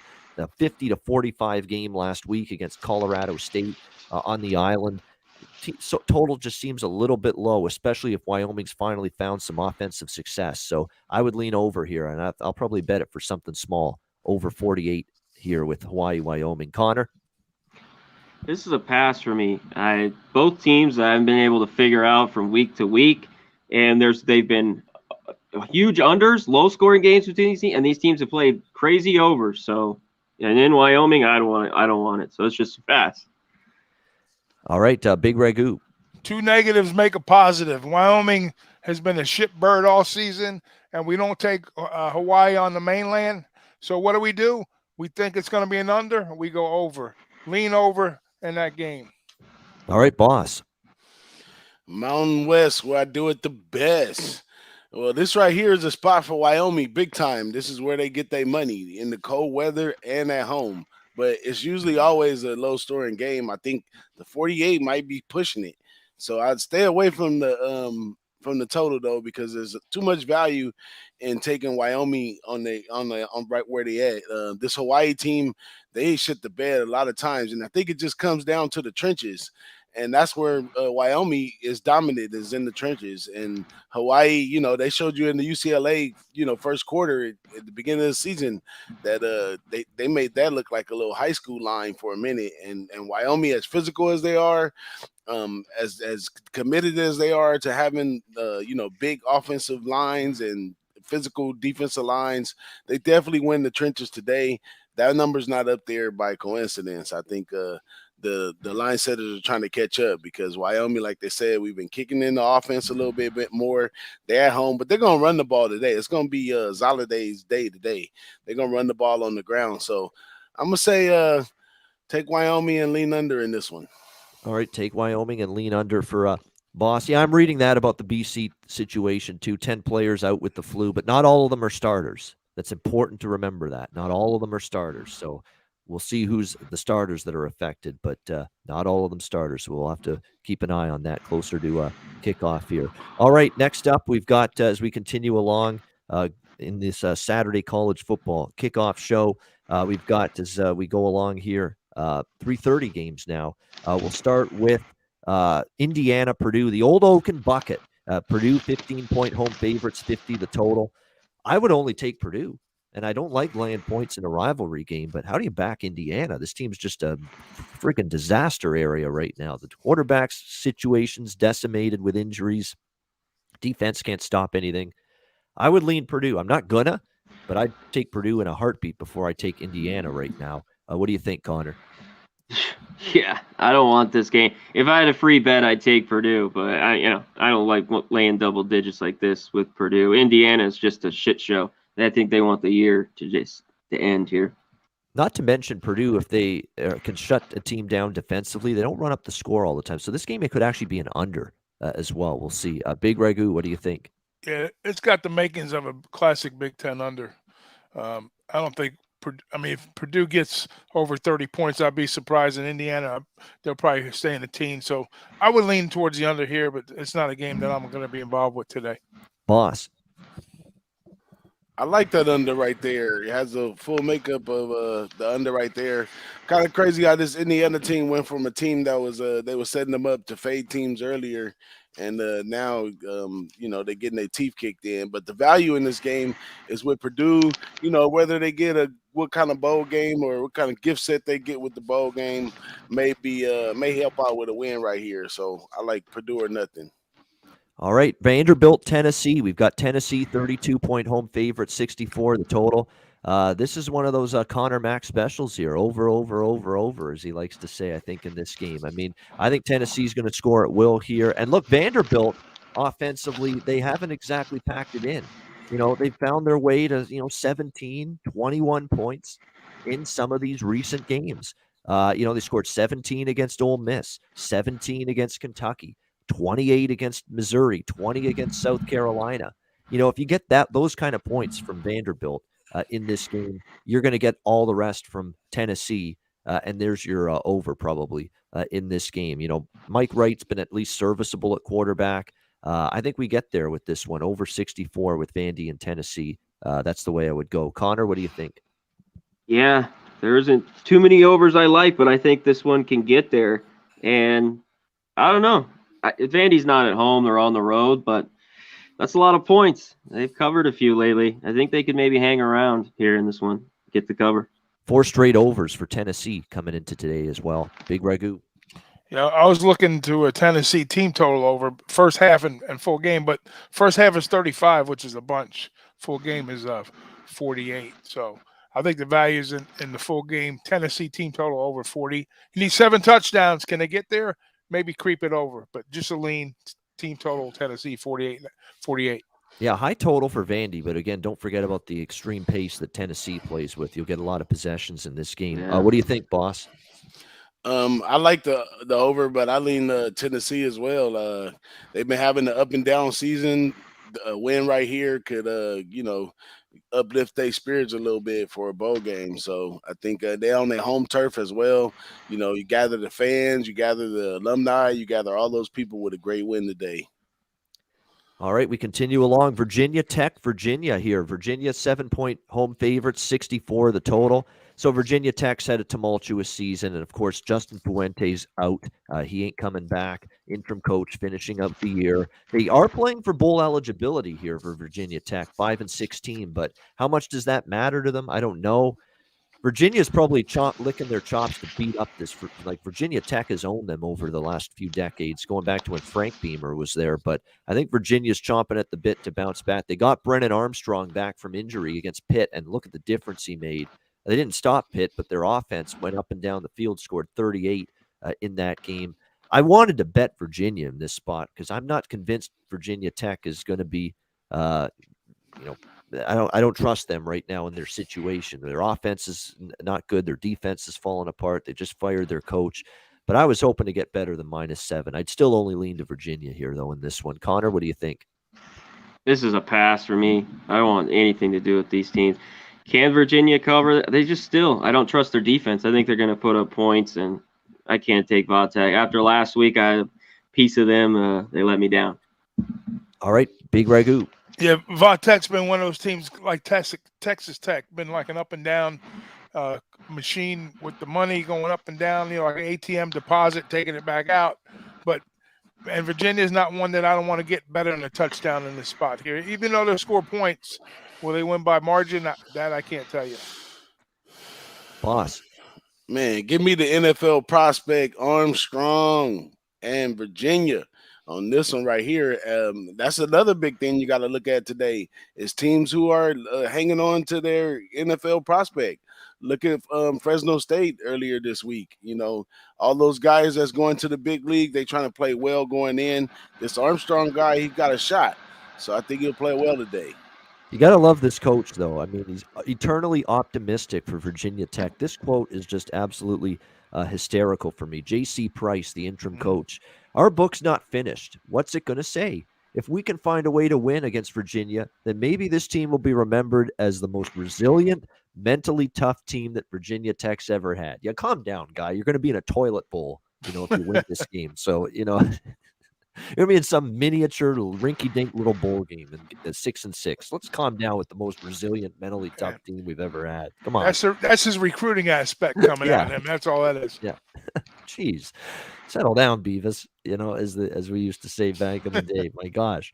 All right. Next up, we got Northwestern and Illinois here. Illinois 6.5-point home favorites here, 44.5, 45 the total in this game. This is an under for me or nothing. And this is probably Illinois for me or nothing. But Northwestern's just been atrocious offensively. Under probably is the best bet, but I would only look Illinois from a side perspective. But those are just leans. I'm passing this one. Conor Mac, what do you think? Northwestern, Illinois. Yeah, under here. I'm surprised this isn't a bit lower. These are my top teams to play the under, in the Big Ten. So they're not going to score many, I don't think here. Under. Big Ragoo. Yeah, where are the points going to come from in this spot here, especially I don't know. Northwestern side of the ball. Illinois, I think they could probably eat it home a little bit in this spot here, but I think it's going to be a smash mouth, dead under all the way. I say under 40 points. Yeah, by the way, 9-2 for unders with Illinois this year in their games. Boss. There it is. Everybody's getting a little piece of that Northwestern team, and here's Illinois' chance at home. I'm optimistic for Illinois in this spot right here, and I definitely agree with the under. So it's either take Illinois or pass. All right, we continue along now. 3:30 Eastern games here. Next up, we've got. Let me just see here. We've got 3:30. Where are we here? Oh, here we go. Oregon State and Oregon next up. Civil War time. Oregon 7-point home favorite, 61 the total. So the Dream Crusher, the loss that killed their playoff hopes last week, and we all kind of liked Utah in that game for the most part in some form, and they put it to Oregon. And Oregon, again, had the same issues. They couldn't run the ball consistently, and Anthony Brown's not going to throw you exclusively to wins. He's not good enough to do that at the quarterback spot. So there is still a lot at stake for Oregon. They win here. They're Pac-12 North champs. They're in the Pac-12 championship game, and they can still be in the Rose Bowl. But still, this team had playoff hopes, and now all of a sudden, those are out the door for Oregon. And all Oregon State does is find ways to hang in games.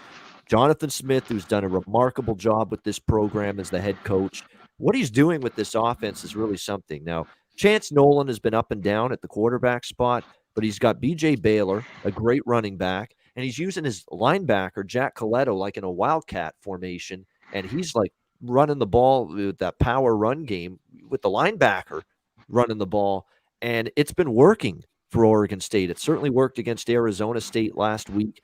And let's not forget, yes, it's revenge for Oregon. They lost to Oregon State 41-38 last year. But, Oregon State, is in a situation here where they are 10-1 ATS in their last 11 as road underdogs. 10-1 against the spread. You factor in the Oregon disappointment of losing last week. I think just like last year, yeah, Oregon may get their revenge, but I'm worried about their psyche. And if they do get their revenge, I'm not convinced it's by more than a touchdown. I like the Beavers here, getting the points, getting the touchdown. Now, that 10-1 ATS as road dogs, that's been magnificent role for them. What do you think, Connor? Oregon State, Oregon. Oh, yeah. I think I've been on all 10 of those. Here with the Beavers. I back them regularly as dogs. And shout out to Smith, the head coach, for finally getting paid what he's due. This contract he just got. I saw that yesterday. They're in this ball game, no doubt. They cover it, and I would put on some on the money line. I'm not big on this Oregon team. They just can't throw it. They are at home. It should be competitive, but too many here. All right, Big Ragoo. Yeah, major hangover for the Ducks in this spot for them. And Oregon State, like you said, money train. The way they played, we all were on them last week, right? At Corrales when they took on ASU, but it's a good spot here. I think it's an excellent betting spot for Oregon State, and I lean towards the over also. All right, boss. Yeah, so this was the highlight with me and my therapist about how I was choosing Oregon when everybody was taking Utah last week, and I'm such an idiot for that. So he's put me on suspension of betting anything to have to do with Oregon, and this is a silly spot right here because the way the Pac-12 works, Oregon dumbass probably end up getting a win against an Oregon State team that really deserves it. But I'm going to stay out of that and continue to stay focused on my journey to having a good record. All right. This therapist giving wise words there to boss. All right. The Iron Bowl next up, Alabama and Auburn. We've got Alabama 20-point road favorites, 57 being the total in this game. It's hard to envision Auburn having a true shot in this game with TJ Finley at quarterback. I mean, he's experienced. He's been around the block, but definitely it's been stagnant a little bit, the offense, since Bo Nix went down to injury. The defense has really started to come unglued a little bit for Auburn. Remember the meltdown they had against Mississippi State a few weeks ago. It's a lot of points. I get it. And it's a rivalry game, and crazy things can happen usually when Alabama goes to Auburn for the Iron Bowl. I mean, they've had some shaky performances and even some upset losses. I don't think this is going to be one of those years, though, for Alabama to have that. This is one game where I'm very much considering the first half full game split here with Alabama in this one. Of course, again, the 3 straight losses for Auburn, the one last week. Again, TJ Finley looking rough at quarterback. They lose outright as favorites to South Carolina. It's just not seeing enough quality here from Auburn these last 3 weeks to trust them in this spot. So I would lean Bama here, first half full game in this. Now, I know Bama's kind of had some point spread difficulties lately as well. Let's not forget they barely beat Arkansas. They barely beat LSU. I get that. But I think Auburn's just going to be tough for them to match points with Alabama, and their defense for Auburn, again, hasn't played as well recent games. Connor, what do you think here? Iron Bowl. Yeah, this is Bama. I'm not getting to the window in this game. Auburn, I don't think will be able to move it that well. Their defense is just okay. Just lean Bama here. All right, Big Ragoo. Yeah, it has to be a lean on Bama's side. I mean, even though they, like you said, Ian, they've had their SEC struggles, putting the ATS number on the board, hanging it. But this might be the spot where they kind of, get ready for that prep. May take it easy, but start prepping early on for the big game when they take on Georgia. And I think this is the spot that is a good Bama first half spot right here, guys. Take Bama first half. Which is -11. Boss, what do you think? I would take Bama, but I really don't trust this year's Bama team. They haven't been showing up when we needed them.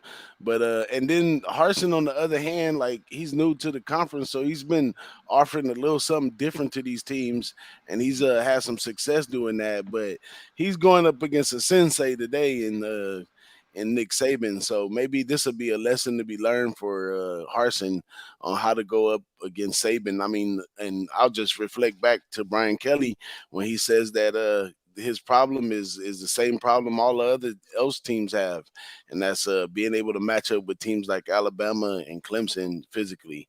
And I don't know if Auburn's there yet. So could be a big learning lesson for Harsin, and we get a big day by Alabama. But at the same time, we don't know what Alabama team going to show up. I mean, we obviously haven't been able to take our first half. Alabama hasn't been doing too well this year. They struggled in a couple spots against a couple other teams. And then, they had the loss to Texas A&M. I mean, when this lines up, Georgia and Alabama, I'm pretty sure everybody's going to be on Georgia this year. But I'm going to stay off and watch this game. All right, we've got Western Kentucky and Marshall. Winner goes to the Conference USA Championship game to play UTSA. It's Western Kentucky, Marshall. Marshall 1-point home favorite, 74.5 the total in this one. I actually think the wrong team's favored. I know Marshall's the home team here, but recent form indicates Western Kentucky has been the better team. Better numbers, better stats, both sides of the ball. Their defense has gotten better. We know the air raid offense with Bailey Zapp has been incredible, 34+ in every conference game. Marshall's beaten up a bunch of patsies and cupcakes. Look at their recent wins. I mean, they played nothing but bad teams in this conference. They've gone 0-4 against the best teams they've played, Marshall: UAB, MTSU, Appalachian State, and East Carolina. Those were the 4 best teams they played. They lost all 4.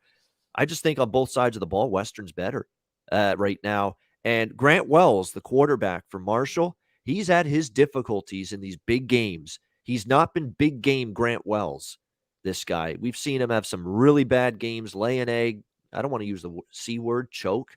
But he kind of has had that in a few of the bigger games in the past for Marshall. So I like Western here. I think they roll. Hard to bet the under here with 2 teams that play extremely fast and good offensively, but it is a high total. What do you think here, Big Ragoo? Yeah, this game is all about the quarterback play, and like you said, Wells is still solid quarterback, but Zappy's a lot better in this spot here. But I lean toward.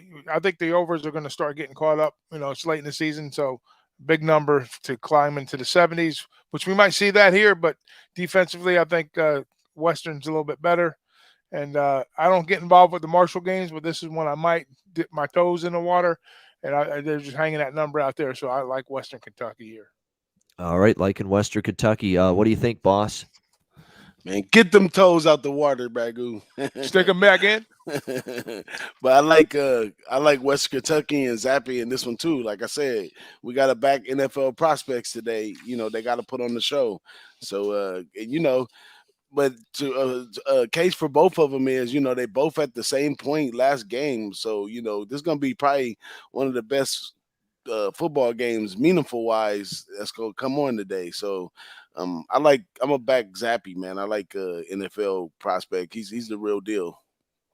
All right, Penn State, Michigan State. And then after this game, we'll give you some early best bets after this game for the noon Eastern kickoffs. But Penn State, Michigan State, Penn State 5.5-point road favorites, 51.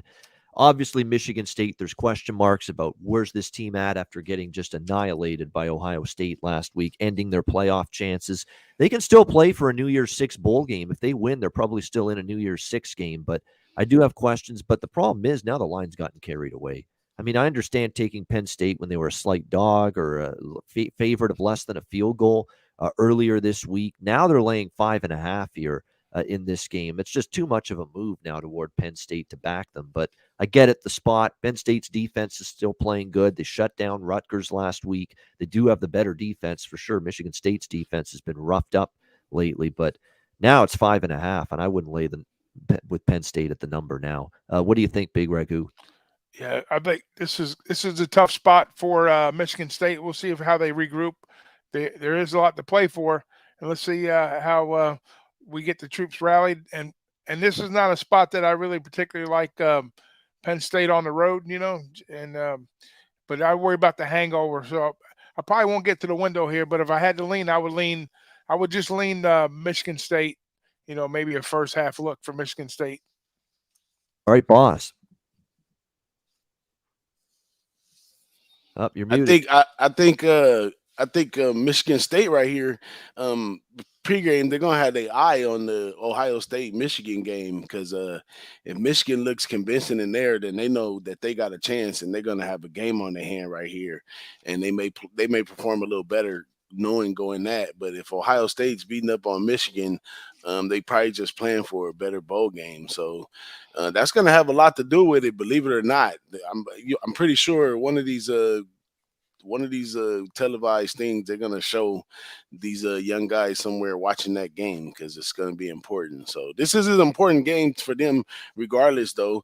And Penn State is not really like a pushover. I would probably say they may be a better team on the road than at home.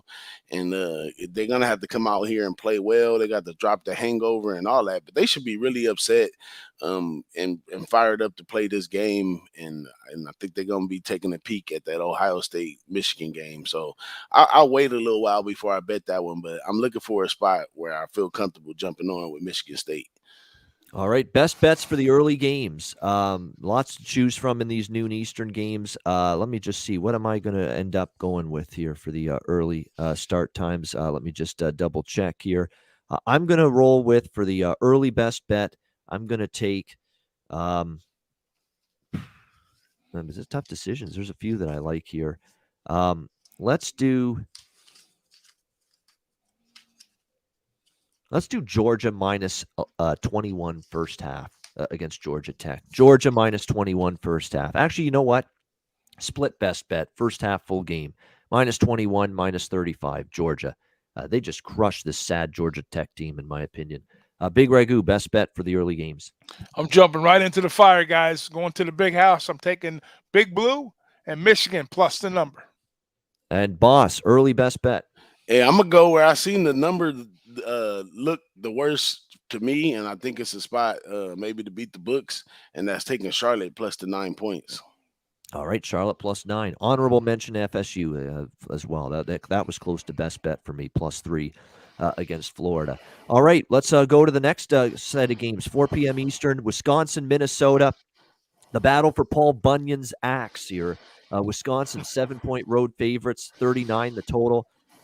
Look, Wisconsin, obviously a great second half of the year, right? They played a lot better. Mertz has been improving at quarterback. They've ran the ball well. I mean, they've been terrific down the stretch. 8-3, perfect straight up in ATS on the road. But don't put it past this Minnesota team to battle them. Minnesota's had a very good stretch of football as well since the beginning of October. It's one of those games, and finally, Wisconsin didn't cover as favorites last week against Nebraska. They won by 7. I think this is a team where both teams want to run the ball. Both teams have been pretty decent against the run. So who's going to be able to establish the line of scrimmage could be the difference here. But when you look at recent meetings, last year, a painful overtime loss for Minnesota, 20-17, right in that game. They have covered 2 of the last 3. I lean a little to Mini here at plus 7. Wisconsin's playing well, but I would lean to Minnesota. Not a big opinion, but lean to Minnesota plus 7. Big Ragoo, what do you like? Yeah, it's going to be a physical game without a doubt. And both teams, no pun intended, have an axe to grind here, right?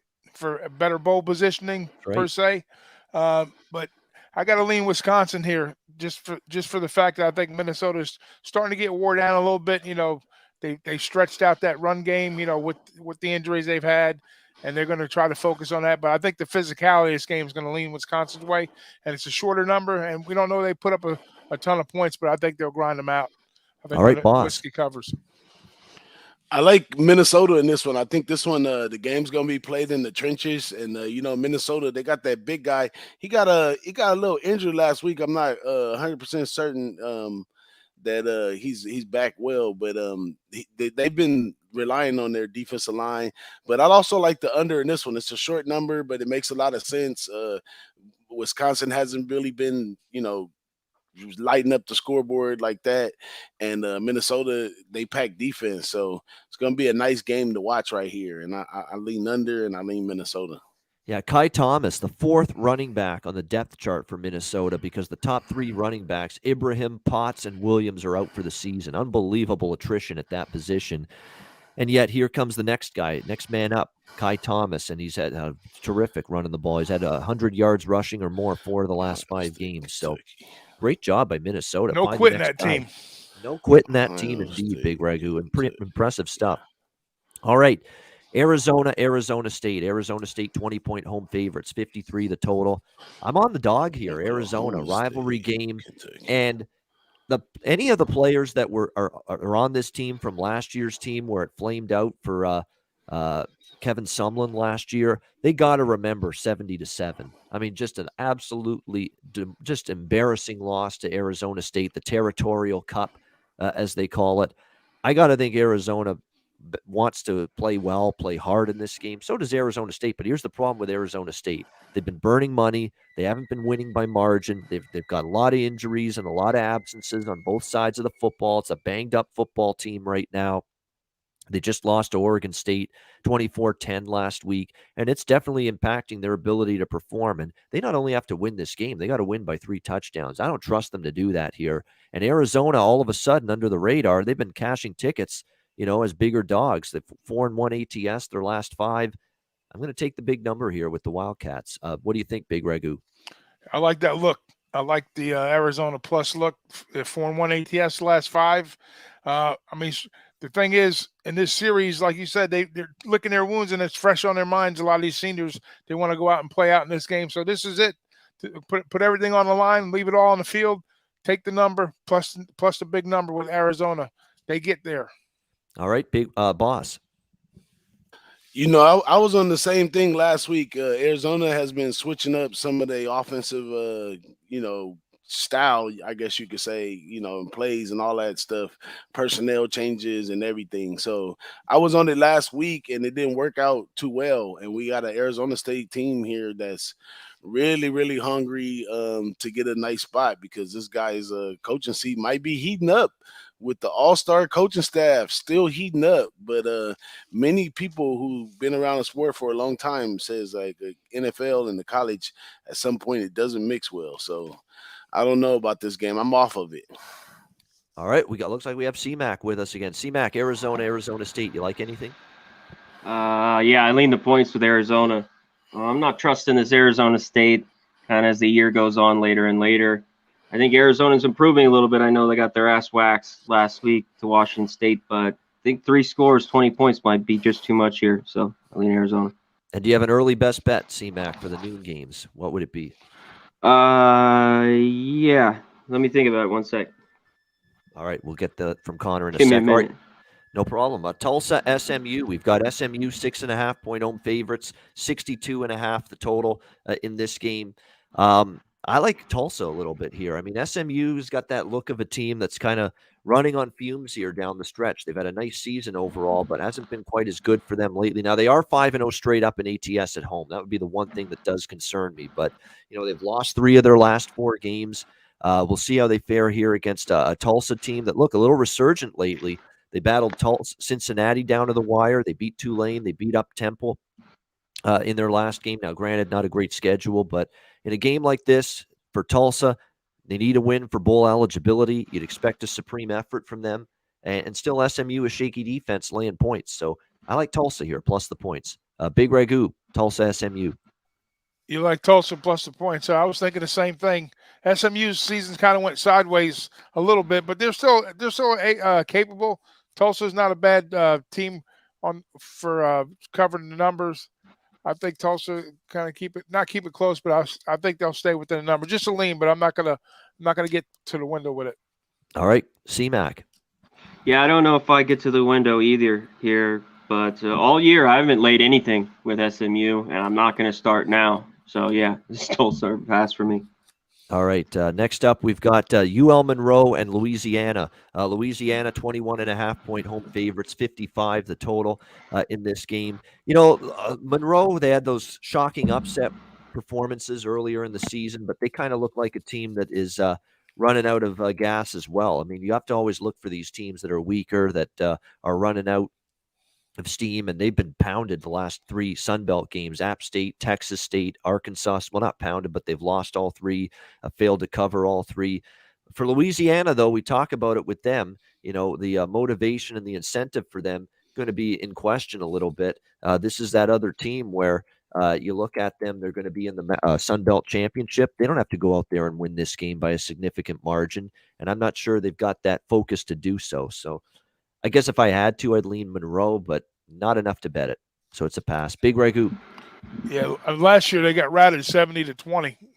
But, you know, I got to go back and look at when that game was, because I don't think it's the same type of spot here. But Lafayette's one of those teams where I like to play as a dog in bigger roles. And then, like you said, coming up, you know, with that game, it might be tough to crack that 20.5, or they might win by 40. Who the hell knows? But it's not a game I'm going to be involved with. All right, C-Mac. Yeah, I'm not going to get involved either. Hell no, I want to lay this points with Lafayette. Monroe, like we talked about, it's played a little bit better as the year's gone on. And this is a big number. This could be a backdoor cover right here with Monroe. All right, next up, we've got, as we continue along here, I think we're at all the rest of the games are night games, so just be aware of that. The rest of the games are at night here on the Saturday card, the rest of them that we break down. Starting with, as we go along here, it is West Virginia and Kansas. West Virginia, 15.5-point road favorites, 55.5 the total in this game. West Virginia, not exactly the kind of offense that I trust laying points on the road, but they're playing for bowl eligibility. They're another 5-win team looking to get to 6 to get to a bowl game.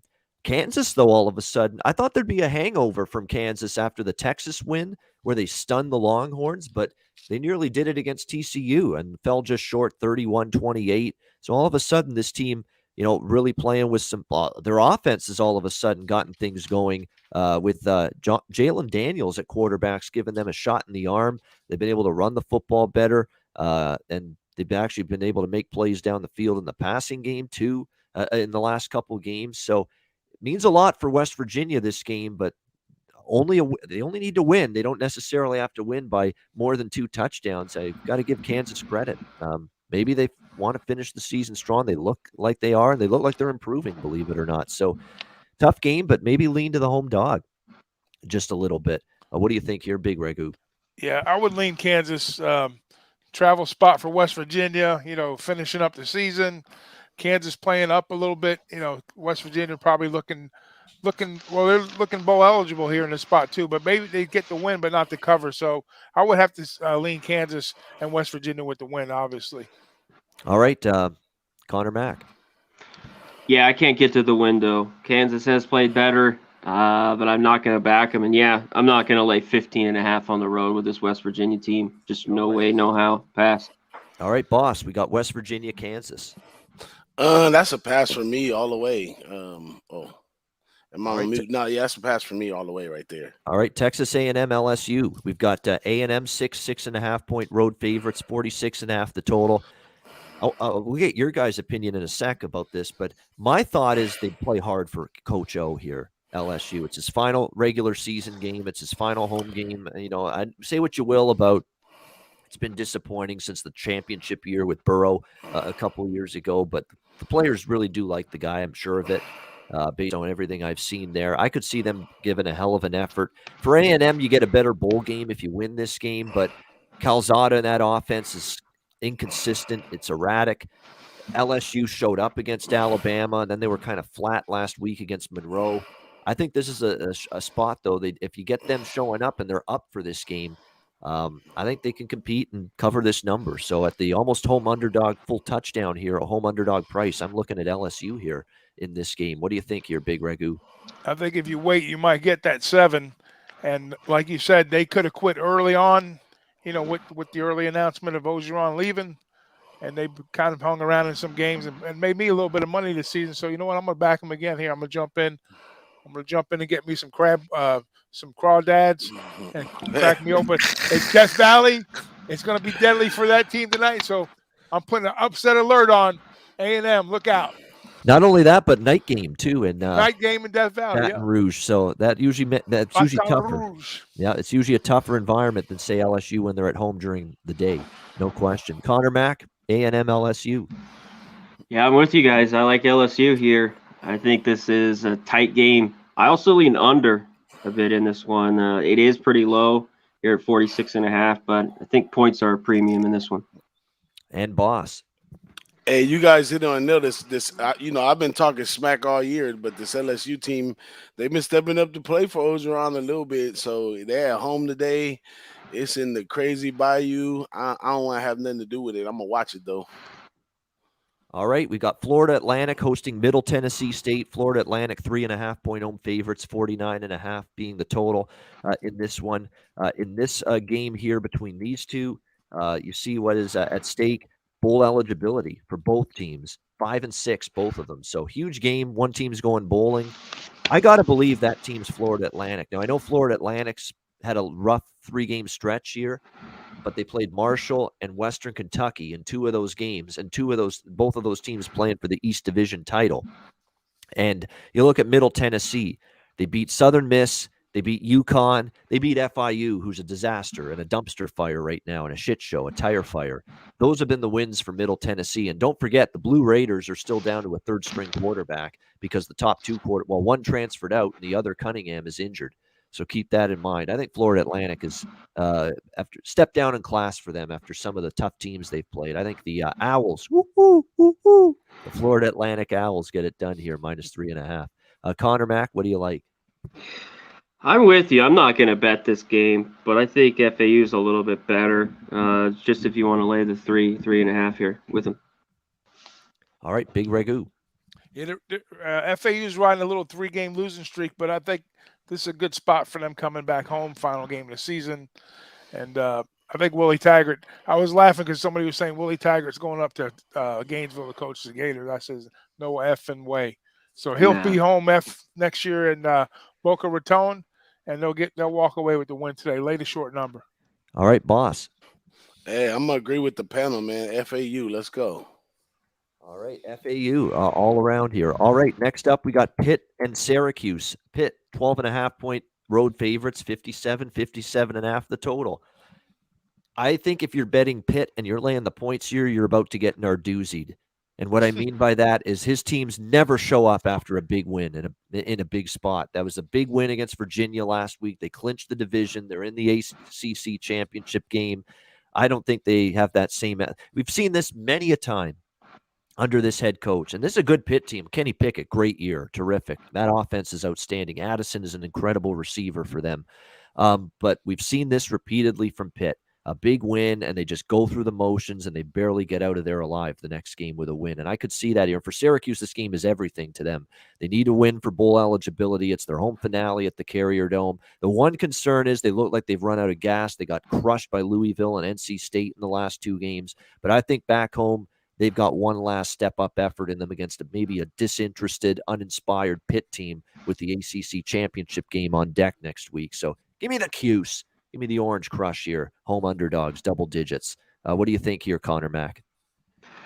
Yeah, I'm with you. I know they've looked like shit the last few weeks, Syracuse. But this is the trap, you mess with Pitt. AB, like you said, take the team total if you like Pitt. I don't know how much they're going to be, thrilled about this game. Like you talked about, they're already in the ACC championship. So I don't know. I think they win, but at the Carrier Dome, I would take the orange here. Yeah, I think so. It's just one of those spots where we've seen Pitt time and time again. Big win against Clemson. What happened the next week? Didn't they lose? Or yeah, they lost to Miami, I believe it was. And then they had another big win against North Carolina, and they barely beat the team they played after that. That's been the pattern for Pitt all season long, and years ago too under Narduzzi. They've just had a tough time, after a big win. Hangover spots have been the routine for them. Big Ragoo, what do you like here? Yeah, it's a good breakdown by you with the Narduzzi angle for sure.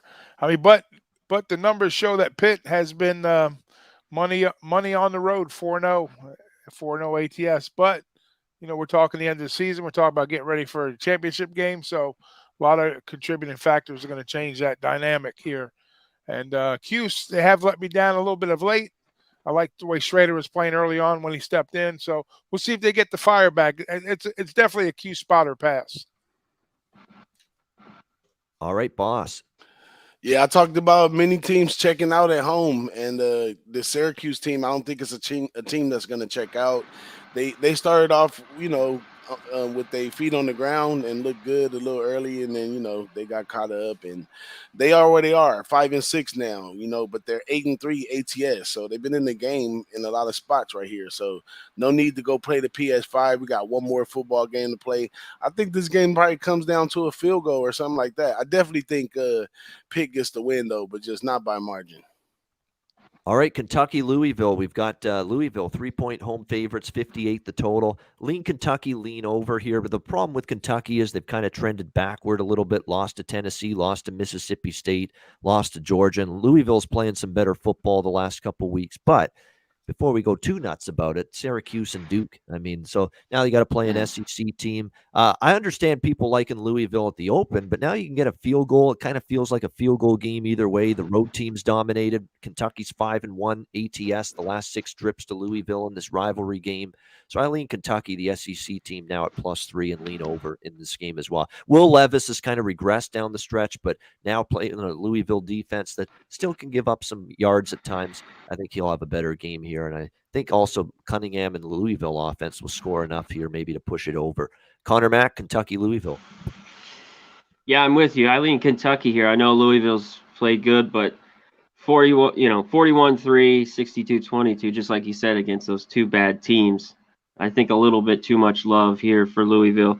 I'm on the other side, though. I know they've scored a bunch lately. I think it gets back to early on Kentucky, that defense comes to play. I like the under 57 in this game.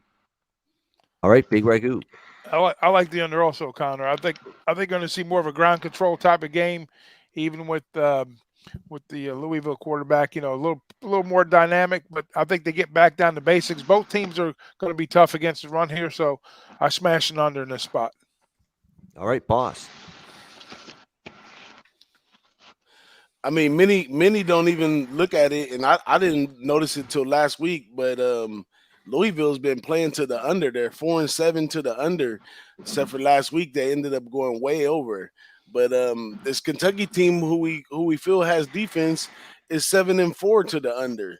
But I guess in most of their games, the line's been set a little lower. But in this one, I think, like Connor said, we go back to the unders right here with Louisville and Kentucky. So I like the under 57.5.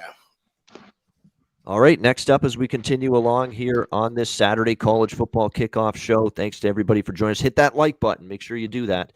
It helps us out a lot.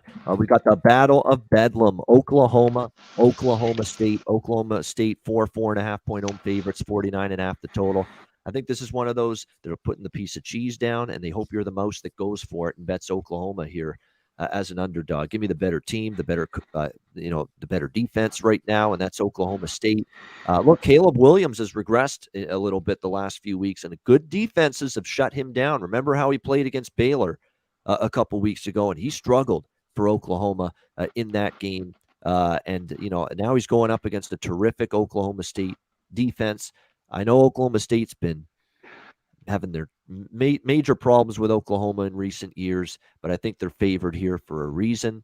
Maybe it's a field goal game, but I'll take my chances it's not, and that Oklahoma State can win by a touchdown here. So I'm laying the 4 here with the Cowboys in Stillwater. Connor, what do you think? Yeah, I mean, it's hard if you've been taking Oklahoma State like I have. I know you have, Ian, I think 8 in a row, ATS.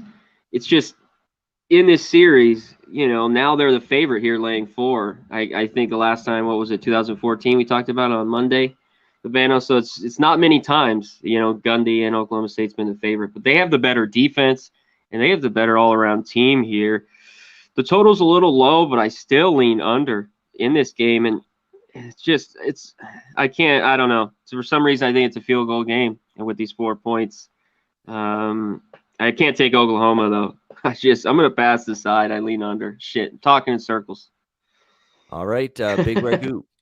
We know about Oak State's defense, but their offense is starting to crank it up a little bit too here, fellas. And even though Gundy hasn't had great success against OU, I think there's going to be points on both sides of the ball. So I'm going to be on the over in this game. Probably Oklahoma State gets the job done. I've been saying all year the better teams in Stillwater, and nothing's changed my mind about that. So I think points will come. I think Oklahoma will find a way to kind of keep it close, but then Oak State pulls away late and puts it over the total. All right, liking the over, Big Ragoo. All right, boss, Battle of Bedlam. Well, I took Oklahoma State earlier in the week. According to the numbers, the defense is much better. The offense is a lot better than it looks, even on paper. But more and more as I go, it's becoming more and more public on the Oklahoma State side, and that Oklahoma side starts to look more and more tempting right now. Because Oklahoma, on the other hand, they work on their defense and all that stuff every year in out. But this is one team that they see year in and year out. So I know they studied up for this game right here, and they could put points on the board. So it's just like the other big game of the day. Like I said, I'm looking for the most contrarian spot. So everybody's going to roll with the under with Oklahoma State's defense, and even Oklahoma trying to have, each year trying to better their defense. But I think in a shootout like this thing goes over. All right, next up we've got Clemson, South Carolina. Clemson, 11.5-point road favorites, 43 the total in this one. I don't know if South Carolina is going to move the ball much against Clemson's defense, which has played pretty well. At the same point in time, though, you're laying double digits on the road, a team that just got knocked out of any ACC championship hopes yesterday with NC State's victory. Not exactly a spot to lay 11.5 with Clemson, but what on earth are we going to get from the South Carolina offense here is the question. Of course, the South Carolina defense, might be able to hang in there enough to keep the Clemson offense in check. Jason Brown at the quarterback spot lately for South Carolina. We'll see if he can move the ball against Clemson. It's just a difficult game for me to get a gauge on because I don't know what Clemson's mindset is when you're a playoff team and you're battling for championships and you're ACC champions every year, and now you're not going to get any of those goals and you've fallen short of all those expectations. What do you bring to the table here? I don't know. So it feels like Clemson, if they're fired up, can win and cover. But are they, is the question. It is a rivalry, Clemson, South Carolina, but is that enough to get them to play their best today? That's my question. Conor Mac, what do you think? Yeah, I think this is too many points here. There's just no way with this Clemson team, like you talked about. What is there to play for? I like how South Carolina's been playing a bit lately, and they've been staying in games. Give me the points here. Give me the 11.5. I'm not going to mess with the total. I've been Clemson under, and I think this could, but lean under here. All right, Big Ragoo.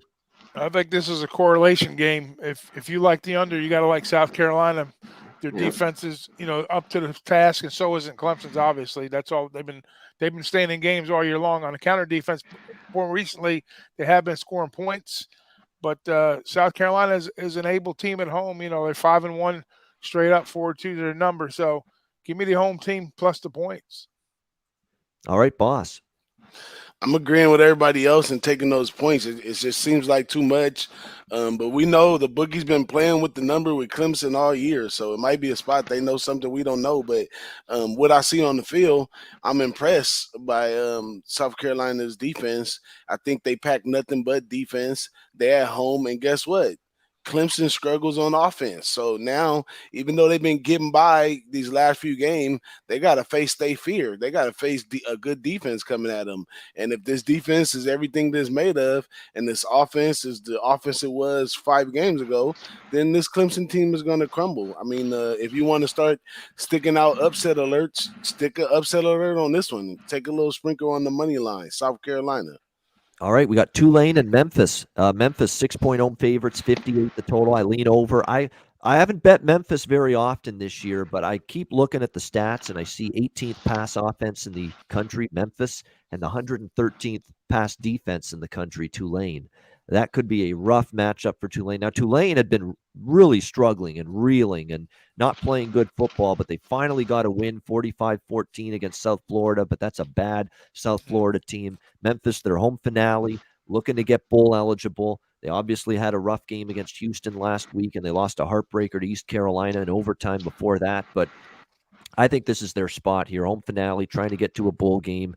Seth Hennigan, the quarterback, has had a lot of good games, especially on this home field. Remember, he took down SMU on this home field earlier this month. So at -6, I would lean Memphis laying the points. Conor Mac, what do you think? This is a pass for me. Every time Memphis starts laying points, I do not want to back them. Tulane played well last week. They have a lot of losses. I think they're a better team than their record shows. So I'm not going to bet this one, but I'd lean with the points with Tulane. Big Ragoo. Yeah, Memphis is an interesting look. They don't hold the ball too long at home on the offensive side. Their defense is on the field a lot. So I think that kind of bodes well for Tulane. But I would look towards the under here. I think there's too many points either way you look at it. Even if Tulane decides to show up marginally, I think, with Memphis's defense being on the field all game, I think that bodes well for an under. So I lean towards the under 50. What is it, 56? Yep. Yeah, under 56. Or 50, hold on, 58. So we'll give 50, you a better even number. better, 50, even better. Even better. There you go. We're line shopping for you, Big Ragoo. We want to give you the best of the number at all times. Yes. Boss. I pass on this game right here. By this time of the day, today is going to be too much good stuff out there to pick from to jump into this game. But if I had to take a play on this game, I'd agree with the under. All right, we have Notre Dame and Stanford. Notre Dame, 19.5-point road favorites in this game. The total in the 52.5 range in this one. You lay it with Notre Dame. I think it's that simple. I mean, Jack Cohen's been good enough at quarterback. They're going to run the football with Kyron Williams right down Stanford's throat. Stanford, guys, is giving up 340 rushing yards and 7.8 yards per carry in the last 3 games. That is some of the worst rush defense statistics that I've ever seen in my life. I mean, it is. David Shaw's got to go. It's enough. I think it's time for a change. They need a new face now at head coach. They need someone that's going to be a little bit creative, someone that's going to, have a little bit of, risk taker in them. None of those things are David Shaw. You look at Notre Dame; they've won the last 3 games: Navy, Virginia, Georgia Tech, 117-9. Stanford has lost the last 3 games to Utah, Oregon State, and Cal, 128-32. And look, Notre Dame is 5th in the playoff rankings. Style points might matter to them. If they're going to knock out Cincinnati, they've got to knock out a team like Stanford tonight and just beat the living shit out of them. And look, they could be capable of doing that right now. It's a lot of points, but I'm laying it here with Notre Dame. I think they win by minimum 3 touchdowns. It's this lifeless, hopeless Stanford team. It looks like they've quit, much like FIU has in recent weeks. Conor Mac, Notre Dame, Stanford. Yeah, Stanford hasn't covered or won a game since that Oregon, which I was on. They've lost 6-7 straight. Only lost but ATS. And you talked about it. They just get gutted, gashed, running. 52-7, 35-14, 41-11. If Cal beat him that bad, I think Notre Dame will do the same. I'd only lay it here. And it's crazy to think. I didn't think go in there, lay 3 touchdowns with Notre Dame, ever say that, but I think they can cover it.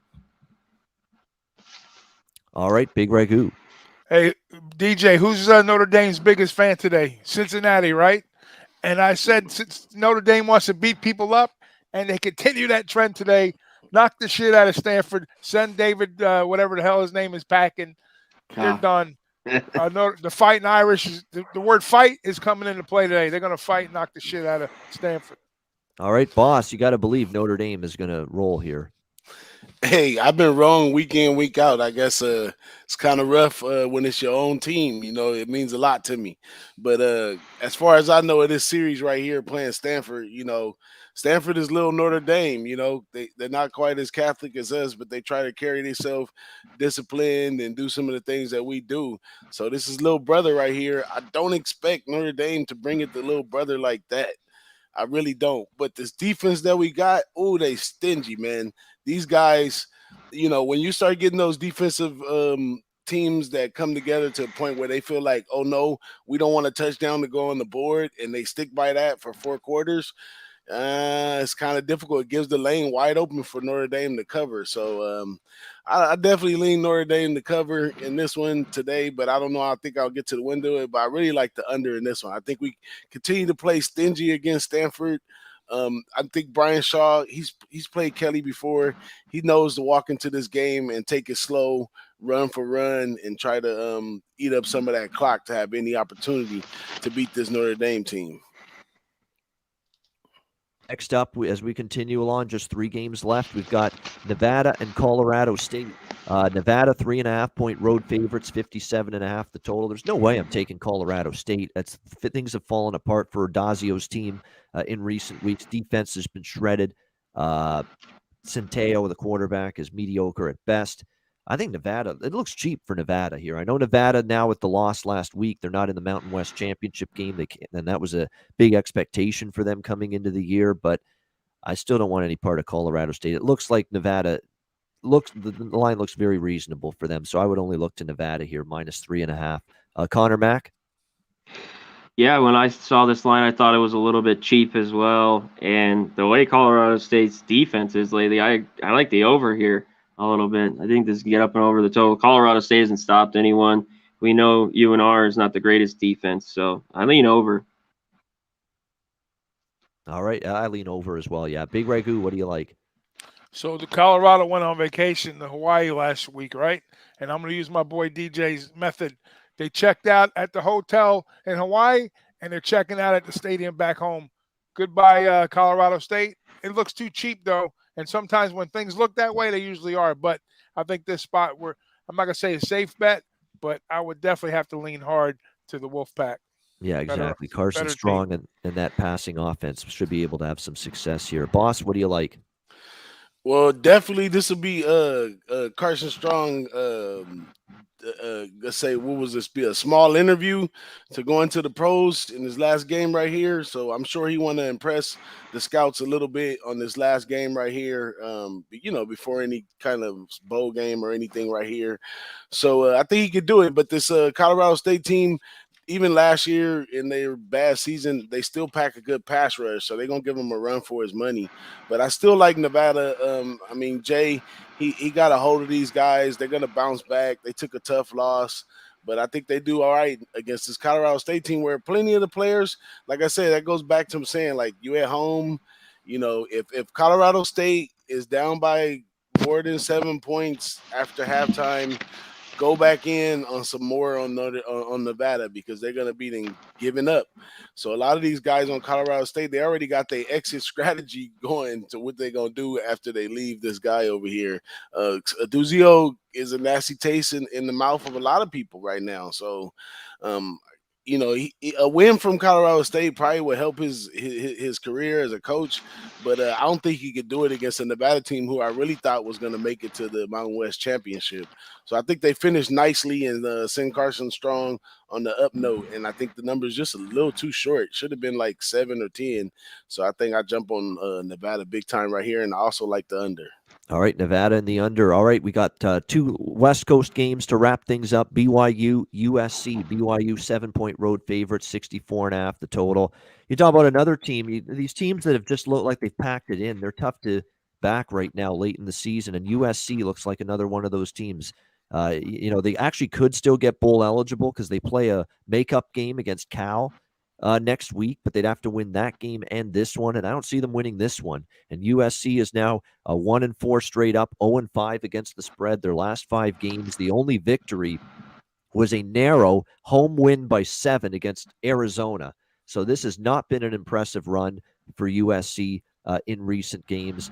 They have not been very good as of late. We'll see if they can bounce back here, but I don't trust them. And BYU, the one thing too with USC is they've had trouble against the run lately. They've struggled, giving up 226 rushing yards per game, 6 yards per carry. That's BYU's strength. They want to run the football, and they should have success doing so. I would lay the 7 with BYU. I do not trust USC one bit. What do you think, Conor Mac? Yeah, I'd lay it with BYU too. I'm just not rushing to go do this. Yeah, SC looks like they haven't given a shit. You know what I like a little bit better? SC can score here. I like the over. BYU's defense at times has given up points in chunks. So over here. I think it gets over. All right, liking the over. Big Ragoo.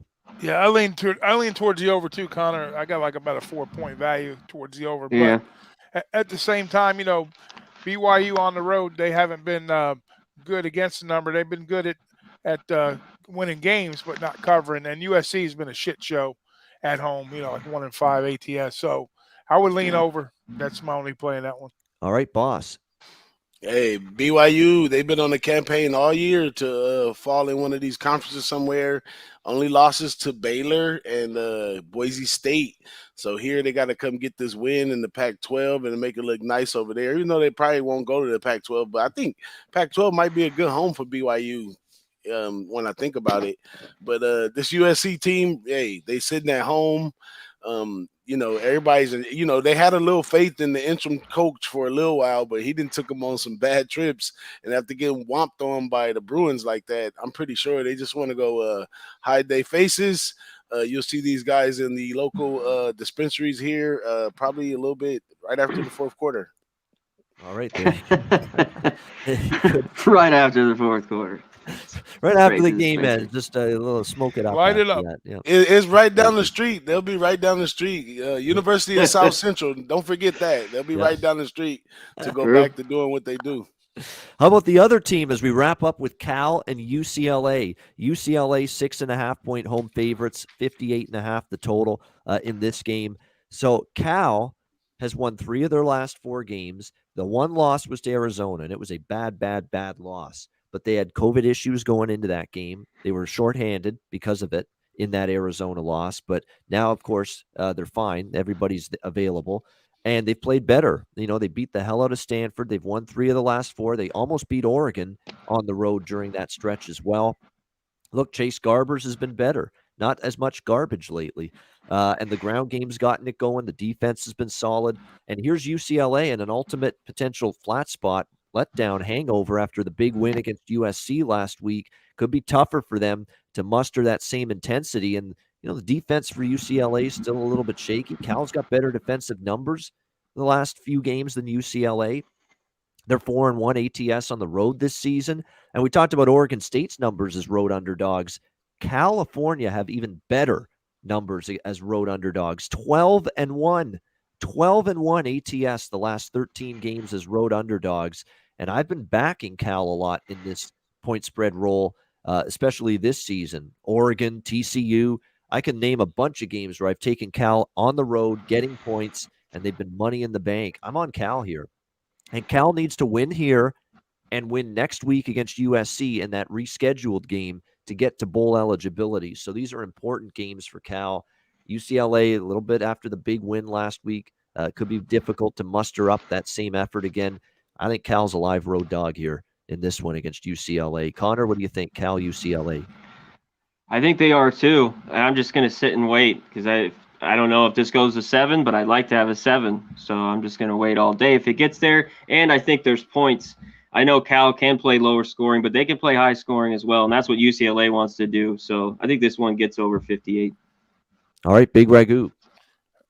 I'm on board with all you guys, the over and the side, but the side more so. Like you said, it's hard to argue with Cal's success on the road and that spot, and they're hanging that 6.5 like it's a carrot, just begging you to bet UCLA there. So It's got to be Cal and a little sprinkle too, because like you said, if they get past UCLA in this spot, then it's USC to get to the bowl. So Cal's got everything to play for. UCLA, they already know their outcome. So give me Cal plus. All right, boss. Hey, I saved my speech for Harbaugh for Kelly. If you don't get your ass out there today after we done gave you all the weapons you needed, all the time you need to recover from COVID, to get out here and put a good team together. Now you beat SC and we like you a little bit. But if you want to stay your ass in Century City, Westwood, and UCLA and all this fine dining is nice stuff, you better get us a win today against this Cal team. So I'm going UCLA. You better get it, Chip. If you don't get it, your seat gonna be so hot when you sit down next season, you ain't gonna know what to do. But UCLA and like Conor always says, they gotta score 30 to win. So gotta lean over too. All right, there you go. Liking UCLA and leaning over as well. There you go. That is the Saturday college football kickoff show and the betting card. We got through every game. Thanks to we only have 2 shows left. We've got conference championships next Saturday, and then we'll be back on December 18th for our final show of the season, which will be our bowl extravaganza, our big bowl preview show, December 18th, the Saturday before Christmas. So make sure you join us for that show especially. We'll get to our best bets. Hit the like button. Make sure you do that before we wrap up. We'll get to best bets in just a second, right after this.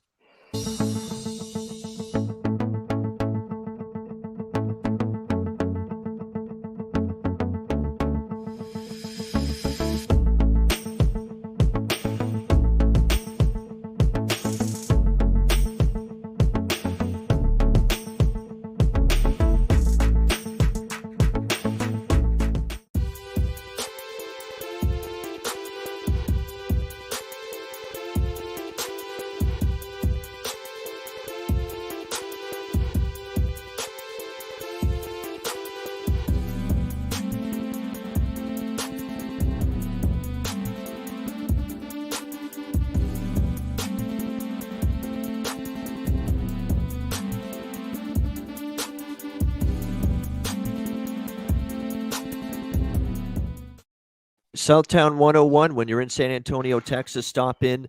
Make sure you have a bite to eat, great food, drinks, live music, DJs, karaoke. Southtown 101 in San Antonio. Manscaped, promo code PubSports. Get 20% off your purchase using promo code PubSports. And mybookie.ag, great time of year. Sign up for an account. Bitcoin accepted currency for your deposit, and make sure you use the promo code PubSports. All right, guys, best bets to wrap up this edition of the Saturday College Football Kickoff Show. Conor Mac, we'll start with you. Best bet, what do you like? I'm going right back to last week. I'm taking Oregon State +7. I think they cover and they might win. Real quick, but another one. I'm going to throw one more just real quick. If you guys have it, I'm taking LSU too. I think they might cover and lean under in that game. 4 straight unders LSU. I think it's tight, low scoring there in Death Valley. So those are my 2. All right, there we go. Low scoring in Death Valley and Oregon State +7 against Oregon. Big Ragoo, best bet. I'm going to give you 2. I'm going to give you BC gets the W at home against Wake, because Wake is that one started. So give us just. one. I'm sorry. All right. So let's see. I'm losing. I got my damn sheets all screwed up today. I apologize for that, guys. So basically, so I'm going to be on the under in the Illinois Northwestern game. That's my other play. All right, Illinois Northwestern under 44.5. Best bet for Big Ragoo. Boss, your best bet. I'm going to side with the dispensaries right here, and I'm going to take BYU. All right, BYU -7 against USC. Best bet for anti-dispenser. Big time, yeah. And I'm going to go Cal in that last game we talked about. Cal +6.5 against UCLA. UCLA off the big rivalry win. You can see a little bit of a hangover, and Kelly's teams have had that in recent years. And Cal, just what are you going to say? 12-1 ATS is a road dog. That's just a track record of excellence, and we'll ride that track record one more time. Cal, Golden Bears, +6.5 against UCLA for my best bet. And that'll wrap up this edition of the Saturday College Football Kickoff Show. Thanks to everybody for joining us. We appreciate it. We'll be back next Saturday, same time, 10 a.m. Eastern. We'll get you ready for Conference Championship Saturday. For Big Ragoo, Conor Mac, DJ Big Boss, I'm Ian Cameron. Have a great weekend. Enjoy the games and good luck. We'll see you again next Saturday for the College Football Kickoff Show right here on Pub Sports Radio.